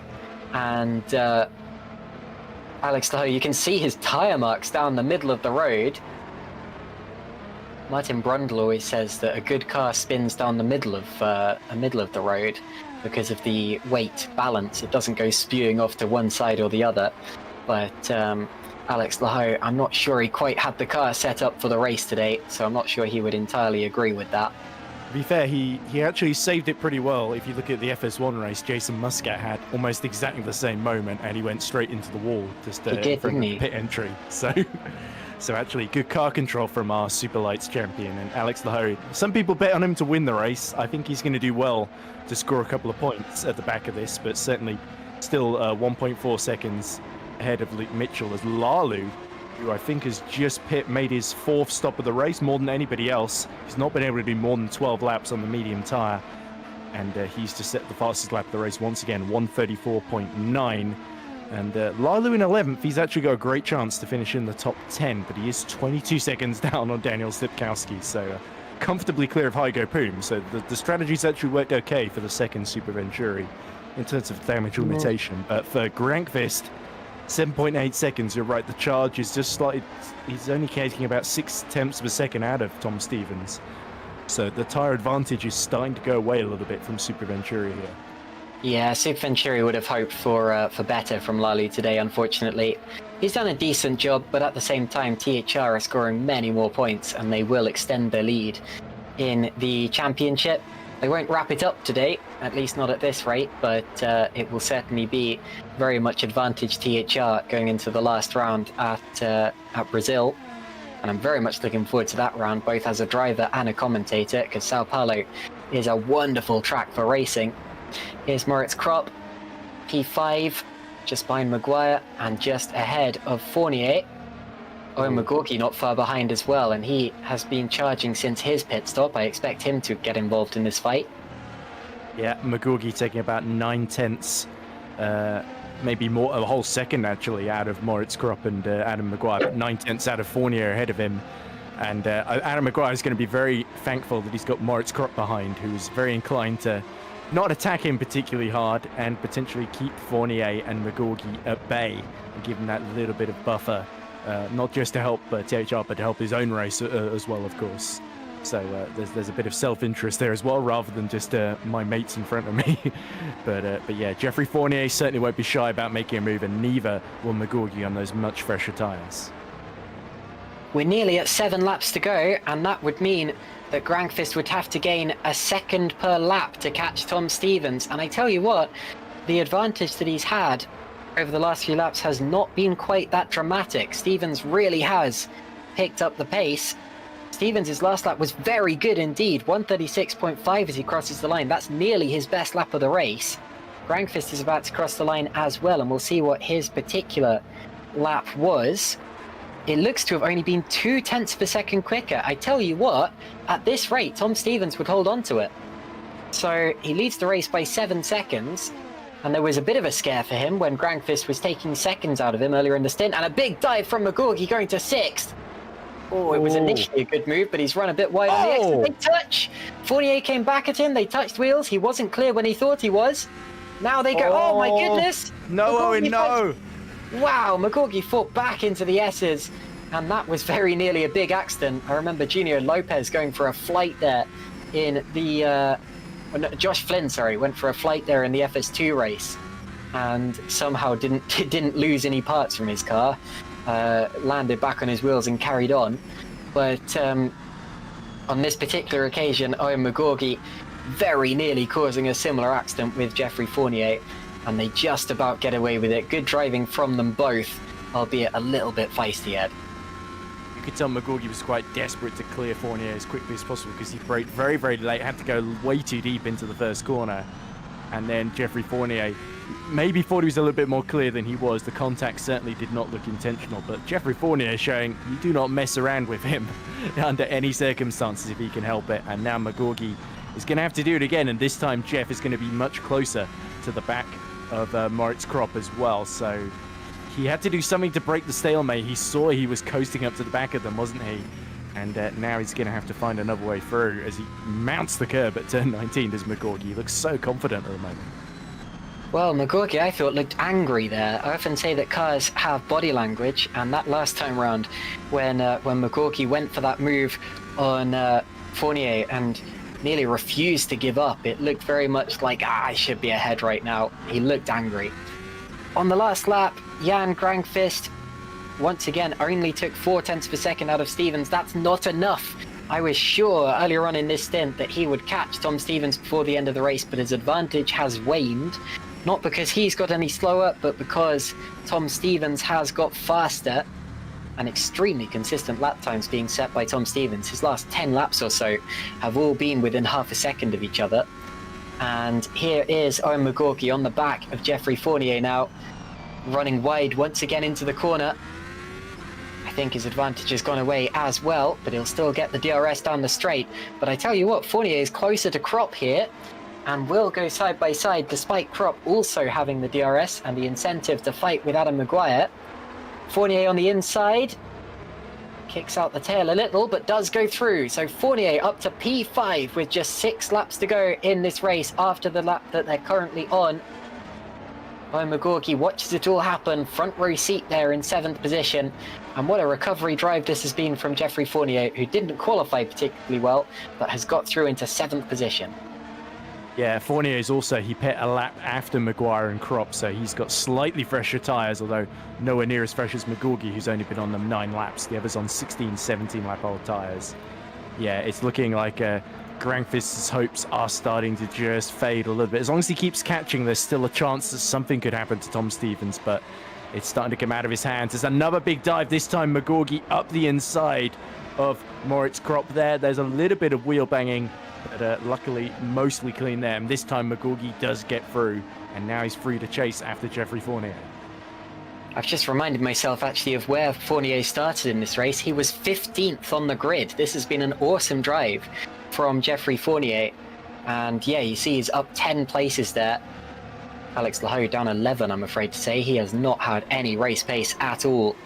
But Fournier, what a drive this has been. One of the drivers of the day. We'll have 5 laps remaining now. And, well, 6 laps remaining, including the one that they're on, because, of course, the last lap counts. Owen McGorgy, P6. just ahead of him. Fournier, he could get 4th at this rate, goodness me. And we know that he likes to overtake, so I'm sure we're going to see something special in the latter stages from Geoffrey Fournier here.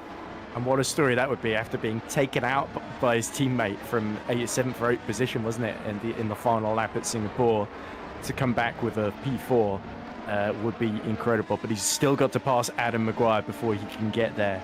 So Geoffrey Fournier, a former race winner, very, very experienced, using that experience to very, very good effect here at the Circuit of the Americas, and Epic Racing are going to be absolutely loving this. Worth noting that Epic Racing still scored points in Singapore just because they did. They were both classified in the race result, even though they technically DNF'd, and that was very important stuff from Epic Racing. Wide from Maguire. Very wide indeed. McGorgy is right. Sorry, Fournier is right there. McGorgy not too far behind. Into the S as they go. Slightly differing line on the entry. Fournier just wants some air on his wing to make that downforce happen. And with 5 laps to go, including the one that they're on, this is very important stuff in the fight for that 4th position in the race. The Gorgie's starting to catch him though, so Geoffrey's window of opportunity might start to close here if that TOP can get through. Luke Mitchell in the pits. I wonder if he's setting himself up for an attempt at the fastest lap in the late stages. He was out of the points anyway, so that would make sense. Down the straight we go. Fournier and McGorgy both have DRS, as does Krop, but watch as McGorgy challenges. McGorgy to the inside, he'll go back to P5, so pushes Fournier back to P6. Fournier takes another look to the outside. A good move from McGorgy. That might have been his last chance, and he made it work. Can he go after Adam Maguire now? Can he get stuck in once again in that race for 4th? And if you look behind, Carlos Martin's only about 3 seconds behind Moritz Krop, and he's on 10-lap-old tyres as well, just 8 tenths ahead of Panzar on 9-lap-old tyres. So these guys fighting each other means they're going to get caught, especially if Moritz Krop keeps going off track at turn 19. I think that's about the 5th or 6th time I've seen him do that, just pushing that a little bit too hard. For McGorgy, though, if he can clear Maguire quickly, there might be a small chance of catching Schluter if the hards really go off in these final few laps. But yeah, Schluter's done 20 laps. Tom Stevens has done 19, so his are still looking in great condition. But 3 tenths slower this lap. The lap before, he was setting identical times to Grankvist as well.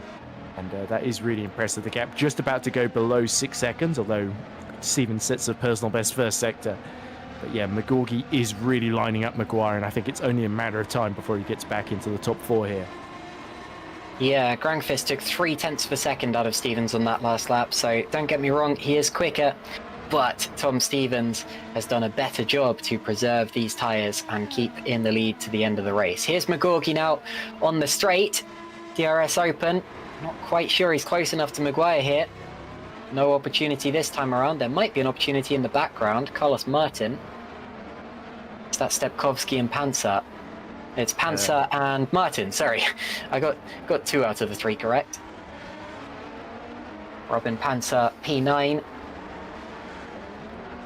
Currently the top driver in the championship without a win. He's 5th place in the championship. It's been a very consistent year for Robin Panzer, who is one of the best drivers on the grid. McGorgy, nowhere near as consistent, even in the races that he has attended, but has still been very, very quick. Across the line he goes. 3 laps to go for these drivers now. Luke Mitchell is indeed going for fastest lap. He's bolted on the soft tyres and is improving in the first sector. Alex Laho side by side with Fabio Sixter. Just saw that out of the corner of my eye. Laho gets 13th, so makes up 1 place for the mistake he made earlier on. Is he fending off Sixter here? I've lost track of where everyone was before. I think he's on fresher tyres than Sixter, and he's pulling away there, so he's getting back through, because remember he went off whilst playing Handgraf, and I think it was Heiko Poom who's got up to 12th now. So yeah, Handgraf just holding on to that final points paying position, but he wants to snatch 14th back off of Sixter ahead of him, who's on, again, the oldest tyres of that group. And then Matthew Williams behind doing well to hold off Thomas Vack just outside the points. Then as McGorgy closer and closer, Maguire has done well to hold on for this long. And the DRS is keeping Fournier in play as well. As there we go, confirmation, Luke Mitchell nicks the fastest lap for himself, 134.3 in the second nocturne there. So Moritz Kropp starting to be caught by Carlos Martin, but his teammate has at least taken the fastest lap. And crucially, that takes the fastest lap away from Jan Grankvist. So that's Luke Mitchell in the nocturne, playing a little bit of a role for THR there. As here is Carlos Martin, still racing with Moritz Kropp. Oh, big twitch from Kropp. Good save, good save. I was going to say with Matthew Williams and Tomasz Wok that Williams has just got past Wok, so he is now challenging for that final point. There was just a change further down the order as well. Martin up the inside of Moritz Kropp. Sorry to interrupt. Let's go through to second. That's okay. And the move Oh! Little moment for Kropp there. I thought he was about to hit the back of Carlos, but he just about held on to that one. And now Robin Pansar is going to fancy a run at 8th here. So Moritz had such a good first bit of this race, is now starting to struggle here on these last 2 laps. And the move I was talking about was 6th, getting back past Lahu for 13th. But yes, good move there from Carlos Martin to get through into 7th position with 2 laps to go.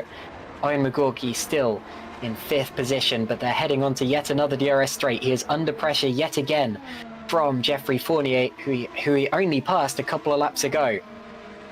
Here we go again.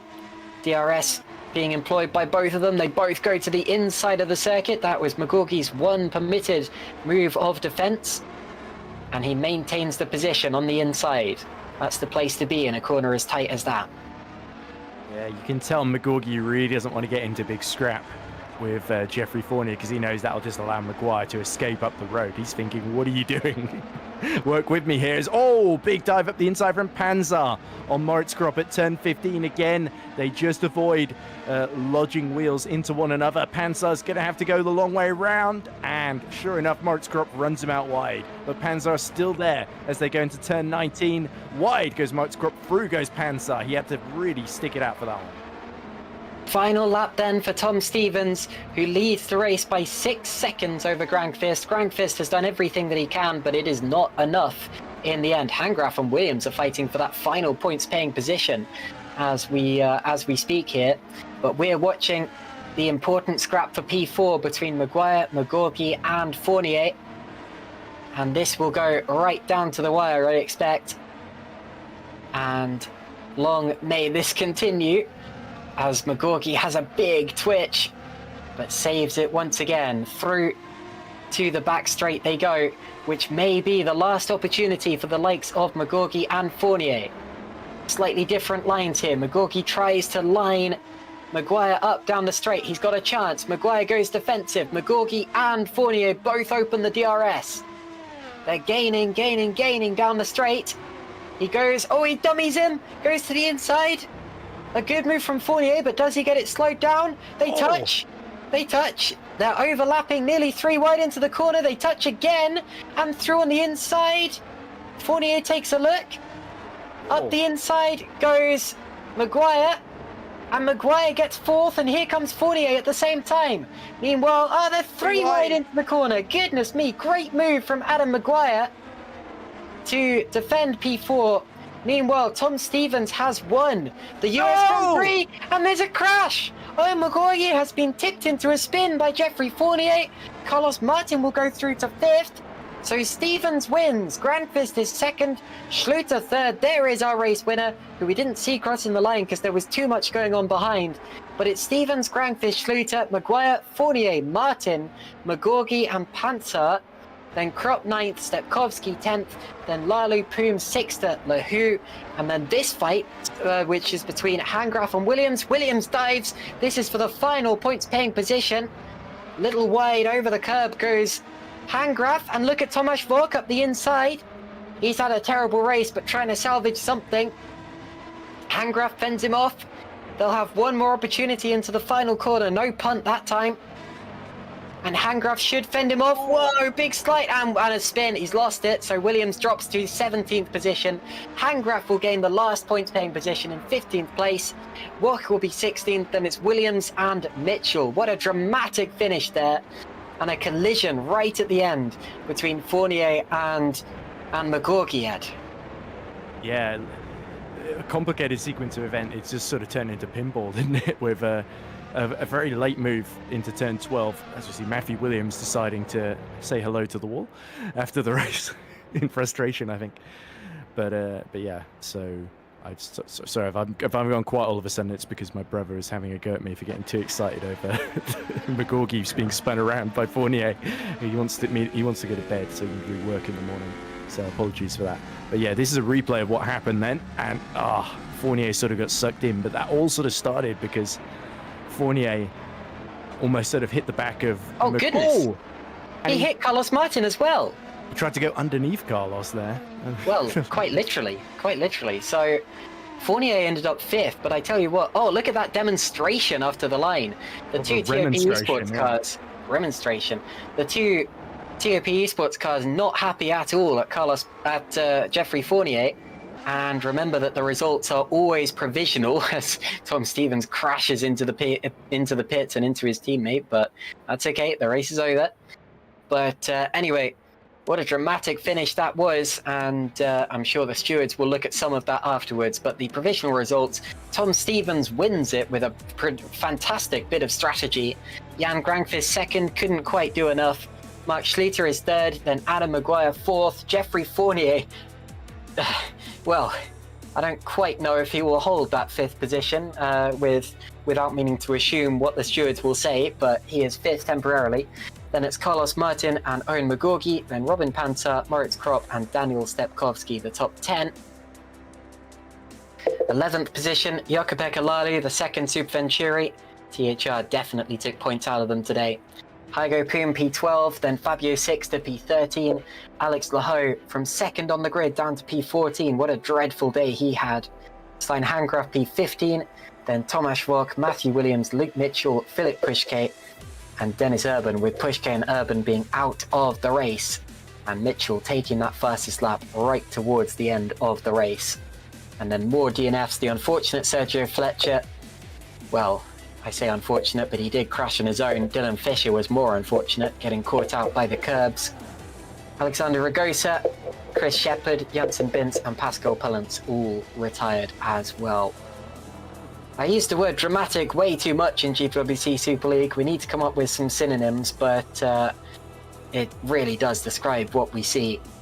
And we're going to get even more of it in 2 weeks' time at the Brazilian Grand Prix, the last round of the championship at Interlagos, where the team's championship will be wrapped up. Whether by THR or Super Venturi, we will have to wait and see, but it is advantage THR. In the meantime, of course, well, first of all, don't go anywhere from this stream just yet, because we'll have interviews in just a few minutes. But also, before then, we'll have some more action from the junior categories, such as Academy. We'll have FS2 on Tuesday. We'll have FS1 on Thursday. Then the Tuesday after that, we will have Super Lights.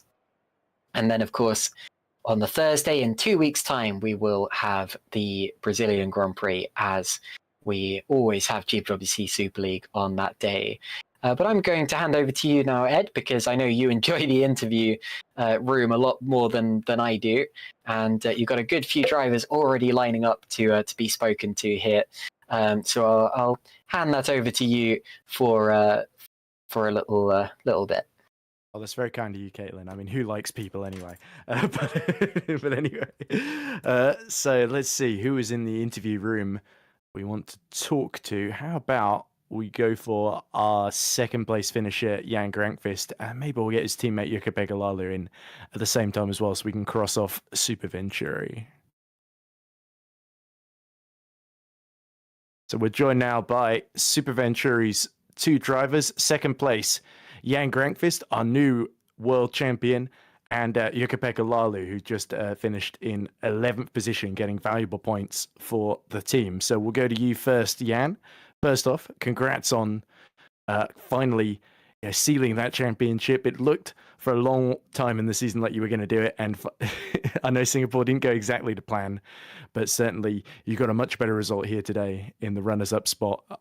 I know obviously there's a bit of frustration that Tom Stevens got the better of you in terms of the two-stop on the hards, he had just enough to sort of hold off and stop you getting within range of him at the end. Did you really feel it was on when you were setting fastest lap after fastest lap on the mediums, or do you think in retrospect that maybe the two-stop was the way to go? Well, it's the exact same. Sorry for swearing. I'm really frustrated, as you can tell. It's the same exact story as Singapore, where we tested quite well the tires and noted that what we could do was a lot quicker on the two-stopper in Singapore, which was the soft to double hard. And now THR were the ones to do that. And we were the ones to do the THR strategy from Singapore. And again, extensively testing the tires and seeing how they work. And for us, we would have been way slower with the two-stopper. It wasn't even worth considering, which is why I'm completely baffled and just really, really frustrated from this loss. I really thought we would have had this in the bag, but obviously something's missing, and THR have just stepped up with their strategy game. How do you feel about your battle with Tom Stevens in the first stint? Because it was quite back and forth for a while, really, where you just kept passing each other. No, that was enjoyable. The wheel-to-wheel racing has been pretty good, to be honest. And well, yeah, I liked it. Well, I did have the tire advantage, which was making it a bit easier for me. But yeah, he did put up a fight. And well, what can I say? Congrats to Tom, I guess. And I'm so frustrated by that. I know it's a little bit of a longer shot now in the team's championship, but do you still think you can nick it off THR in Interlagos in a few weeks' time? Nothing's impossible, but yeah, it's looking a bit. Yeah, it's looking a bit bad for us, but we'll give it our all. It's great to hear. So moving on to Jukka-Pekka, we just talked about Jan two-stop versus three-stop. You decided, I think, to four-stop Jukka-Pekka. Could you explain that to us? Well, I mean, I noticed from the test races that I'm kind of struggling in the base, especially in longer stints. So the day earlier, I had a thought maybe a four-stopper is an option. And then during the race, I kept it as a potential option for the race, and wanted to see how the first stint and the start of second stint goes. And basically what happened was that around midway point of the second stint, I started noticing that the longer the stint goes, I'm just struggling and struggling more compared to everyone else near me. So, and then I saw there was a little gap in ahead of Stein. So I kind of figured out that even if the four-stopper is slower, I think at worst case scenario, I'm going to get ahead of Stein, which should be on the points at least. And basically, I just decided to have more fun and try something different, because even at the it's not going to change my end result that much if it doesn't work. So that's basically the story behind it. Yeah, so you gained, of course, 2 places from where you started, even though you were about, what was it in the end, 15 seconds, I think, behind Stipkowski, who finished 10th in the end. So reflecting on the season as a whole, do you think tyre wear has been a bigger issue for you, or has it just been the pace hasn't quite been there sometimes? I mean, I don't know, can I exactly pinpoint in tyre wear, but I think it's pretty evident that overall this year's car doesn't suit my driving style as well as maybe last year's one. I think last year's one was more of a track dependent when it did suit me and when it didn't. When this year it's more of a same. The driving experience is fine, but just pace. I just have no pace anywhere. I'm just well, the results are what they are. I can't exactly do too much more than what I'm doing. So I'm trying to get the points I can get, but it's not good enough, unfortunately. Don't be too harsh on yourself. I mean, I've seen a lot worse second drive. I've been a lot much worse second driver myself. So don't worry, I'm not going to be too harsh. But Yeah, I mean, it's okay, but if you want to fight for the championship, it's not good enough. Like there is no reason to tell lies. Like that is the fact. Like the fact is that I haven't scored enough points for us to actually win the championship. are you looking forward to Interlagos, or do you just kind of want the season to be over? Oh, I mean, it's a one more race, one last time this year. Let's see what we can do. Let's try to have some fun like today. Yeah, That's exactly. the goal. Well, best of luck, Yukipeka, and you too, Jan, in your quest for that team's championship. And congratulations once again, Jan, on becoming 2024 Super League World Champion, because I didn't get a chance to congratulate you before now. So I'm going to take the opportunity. Well, thank you very much, Ed. Right, so as we let Super Venturi evacuate the commentary box. We weren't going to dig under the commentary box. Wrong word there. But let's see who else is. I think Tom Stevens has joined the waiting room. So let's hear what the race winner has to say on the other side of the coin from the THR camp. So we're joined now by your US Grand Prix winner, Mr. Tom Stevens. So Tom, it all came down to 2-stop versus 3-stop in the end. You and Jan very, very evenly matched in the first stint, constantly swapping positions. But you got the hard tyres.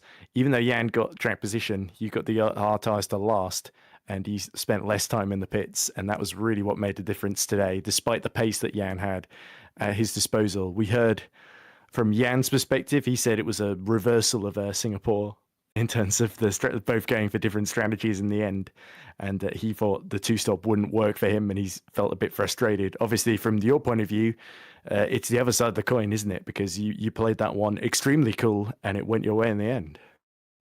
Yeah, it's funny how we always keep like doing different strategies, and it's coming down to the final stages in the race. But yeah, going into this one, I knew Kota is a very tyre demanding track. I put extra effort in, and we developed a very good setup, and I just felt really connected with it today. It was I've not had this feeling with a car for a long time, and everything just clicked. It went well. As soon as qualifying was over, I was like, yeah, we've got a pretty good race car here as well. So I'm looking forward to this one. But I was surprised when Jan went out on the medium tyres, but ultimately, based on how the first stint went, I kind of knew it was going to go in my favour. Yeah, so of course, your third win of the season then, and it puts you a fair way clear, I think, of Mark Schluter. I think you gained, am I right in thinking, 9 points in him today? You were 10 points ahead already, so that means going into Interlagos, you got a 19-point gap on him. Teams Championship, with Adam backing you up and getting some good points, looks very, very rosy indeed. But obviously, Interlagos still to come. It's going to be quite a challenge, isn't it, just to make sure that you still got that buffer you need to maintain that team's title as well. It's been a long time, I think, since the Super League team has maintained a team's title, isn't it? Yeah, certainly. I mean, Brazil, I'm really happy with that being the finale. It's my favourite track on the calendar, and we've won there last year as well. Yeah, I always go well there, so it's kind of convenient for me that the GPV end here and not at Abu Dhabi. But yeah, personally, for the last few races, I've not really been too focused on the Drivers' Championship because Jan sort of went into the distance and it was a bit unrecoverable. So you don't really get any. There's nothing for coming second or third. So I just changed my focus onto let's maximise the points each round for the teams. The teams means much more to me this year. And today, I think we gained like 12 points on Super Venturi, which I'm really happy with. And that's got us in a really, really solid position for next week. Well, not next week, well, next round. But yeah, really happy with that one. So yeah, great job from Adam, Moritz and Luke, all the prep and everything. Toby for doing engineering, Chris for helping out. Yeah, thanks to everyone. Yes, I think it'd be about would be 22 points then is the gap then from 10 points that was going in. So that's a really impressive job you've done to overhaul what was early in the season a fairly substantial gap, wasn't it, to Super Venturi? And you've just chipped away at it, and it's finally gone your way.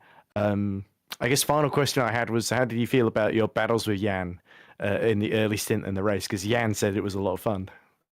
Yeah, it was definitely good fun. At the start of the race, I kind of saw he had a bit more pace than me. I was sort of conserving the tyres. I was potentially going to make them go quite long, so I was just being careful. And I saw Jan, I could see he was using a lot of push to pass to try and get ahead. So I just let him go. There's no point fighting early on. And initially, I could see, he was trying to run away from me. So I tried to up the ante a little bit, keep up with him. And then I noticed, the guys behind are gone. So it was basically just a dogfight between me and Jan. And then a few laps later, caught back up to Jan again. I think, my tyres were definitely in better condition by then. And we had some good little fights throughout the race. And it's good fun. There we go. It was certainly fun to commentate and spectate on it as well. So congratulations once again, Tom, on your 7th Super League career victory.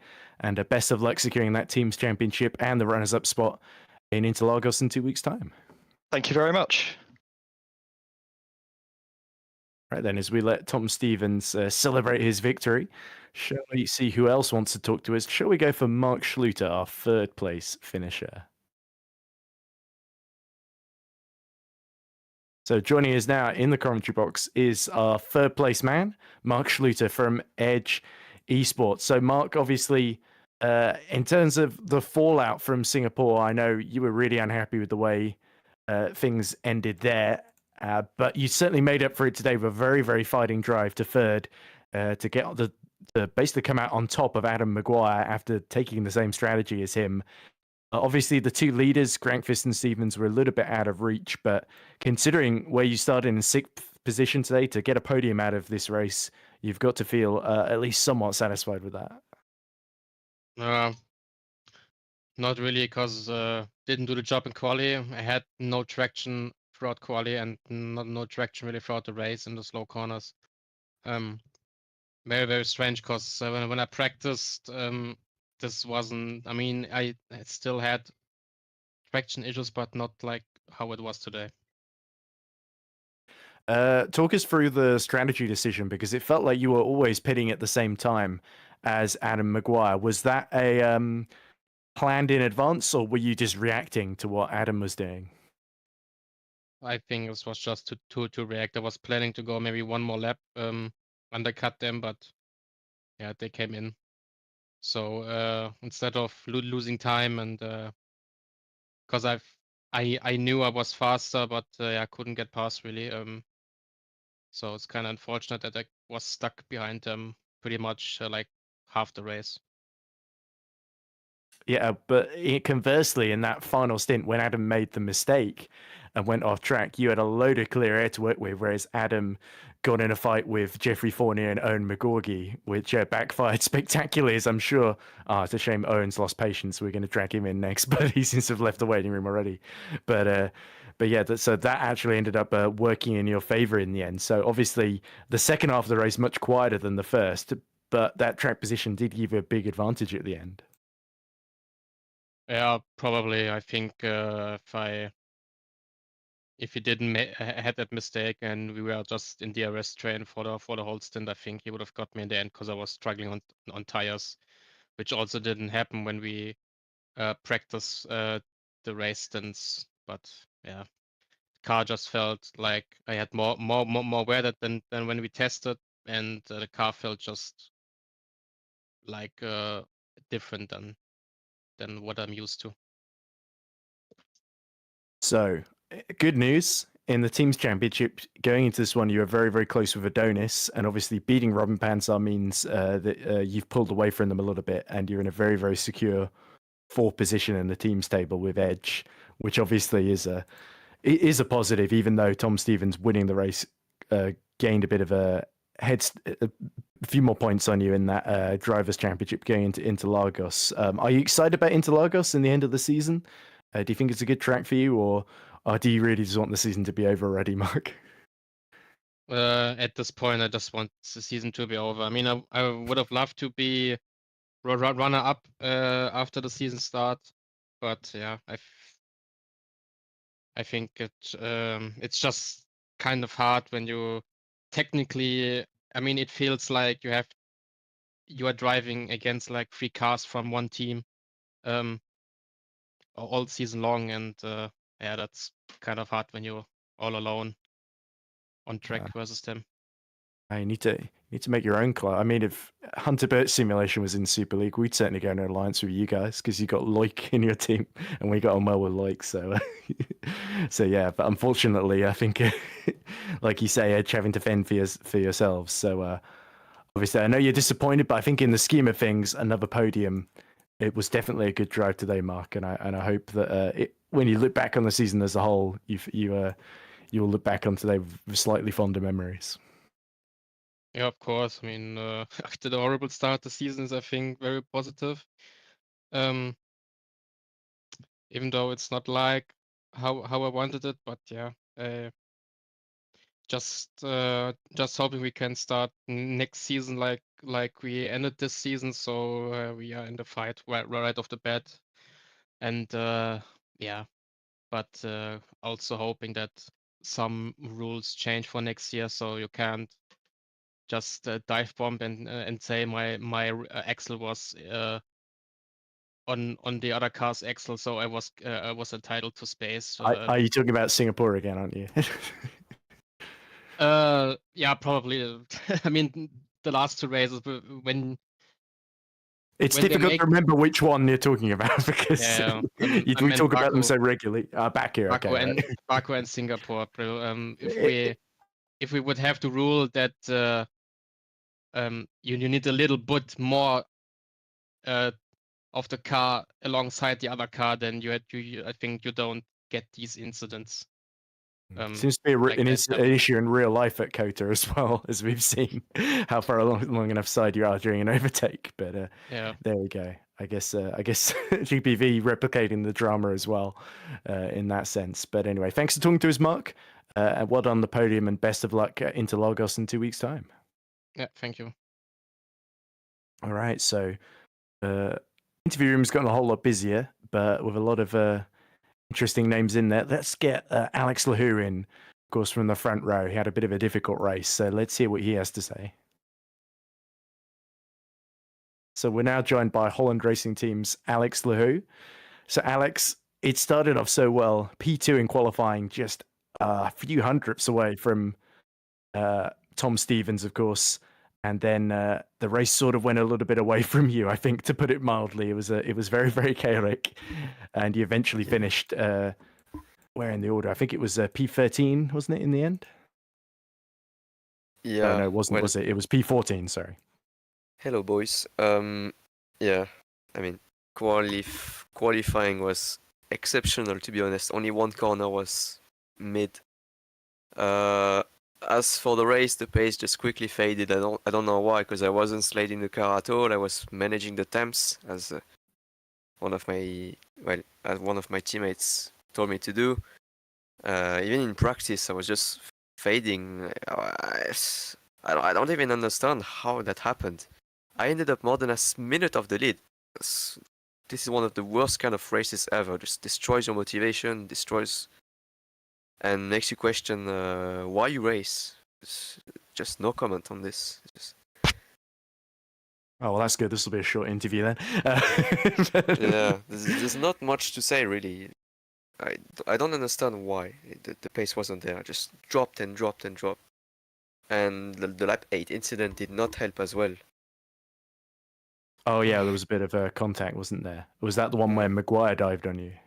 Yeah, the one where he sent it from like another postcode and never made the corner anyway. Yeah, Caitlin was praising him for that one. I praised the bravery, but I felt a little bit like you got pushed off track. But, I mean, I felt like I got pushed off. Yeah, it's a shame Adam Maguire's not here to defend himself, but it is what it is. I would have dropped anyway sooner or later, seeing how Tom and Jan just pulled away like a second per lap when I don't know, starting on lap 6 or something. Well, let's change to a more positive note then. Of course, you secured that Super Lights title, and that means you've been given the luxury for these last 2 rounds of focusing on Super League. Do you feel like you're excited about maybe moving up to Super League next season? Or what are your plans, Alex? Maybe if the car's a little bit better to drive for next season and not like on a knife edge 24 hours out of 24 per day. My God, you're driving for 24 hours in practicing for this? Yeah, no. The fuel tank Yes. doesn't go that long. I don't. I mean, you can always refuel, but that would be banned. You cannot do that. And yeah, Brazil, I don't know what to expect. I just want a good race car. That's it. I don't care if I qualify P41. Just give me a car that's good in race. And a front wing upgrade as well. Oh, do HRT not have that? No. We have everything except a front wing. They just and at least we can break my wing and then just like half a second less pitch repair time. So that's good. That is something. You know, Adam, you can hit me. Yeah, but he's got to hit you in that specific way that makes the front wing come off without losing you too much time in the process. So yeah, I imagine that'd be difficult to organize unless you got a contact at THR. It's gonna give me an alternate strategy. You know what I'm saying? Hmm. No, but Well, anyway, pretty much depressing, yeah. But yeah, thank you guys for streaming and congrats as well on the on winning the Superlights Championship in such fantastic circumstances at Singapore, because I didn't get to congratulate you before now. Thank you, Ed. Thank you, man. Enjoy your evening. Oh, You it's too, gonna Alex. be such a short night. I wake up at 2:30, man. This is My brother's yeah. coming in near the end of the race to complain because he needs to get up in the morning as well about me doing 2 miles. So, but all right, yeah, I'm gonna leave. I'm gonna give someone else the spotlight. So well, I think we're thank about you to guys. end because it's over 10 o'clock now, so it's probably about time I stopped. But thank you very much for talking to us, Alex, and best of luck in your quest to get even more points for HRT, because this is your first point since Saudi Arabia. So well done on that. Thank you, guys. See you, man. Enjoy your evening. Right, so as Alex Lahou leaves, I think Caitlin Penny has come back because unfortunately, I know Stein Handcraft really wanted an interview, but we might have to leave Stein until Brazil next time out. It looks like it's time to end the broadcast, Caitlin. So lots of interesting views from our drivers, but Tom Stevens, the winner, and Jan Grankvist has to settle for a runners-up spot, and Mark Schluter sounding a little bit downcast after finishing third as well. Yeah, thank you very much for that, Ed. I enjoyed the vocal rest. I don't normally get this at that time, but yeah, that was very, very good. Thank you to everyone who we interviewed as well. Always good to hear the thoughts of the drivers in the immediate aftermath of what we've just seen. And sorry to those who we couldn't quite interview. Unfortunately, we can't interview everyone because otherwise we would literally be here all night. But yes, thank you all for watching this broadcast as well. Thank you to Ed Hunter for being alongside me all day, all night. And thank you as well to Vincent Gutt for being our broadcaster, for providing you with all of the sights and sounds and the stream that you have been watching. Remember that we will be live again in 2 weeks' time for the very last Grand Prix of the year at Brazil. It will be very emotional, very sad. I will probably cry a lot. I'm joking, but it will still be upsetting. But of course, in the meantime, we have all of those junior categories that I mentioned before, such as FS2, FS1, and Superlights. Thank you all for watching, and see you next time. Bye-bye.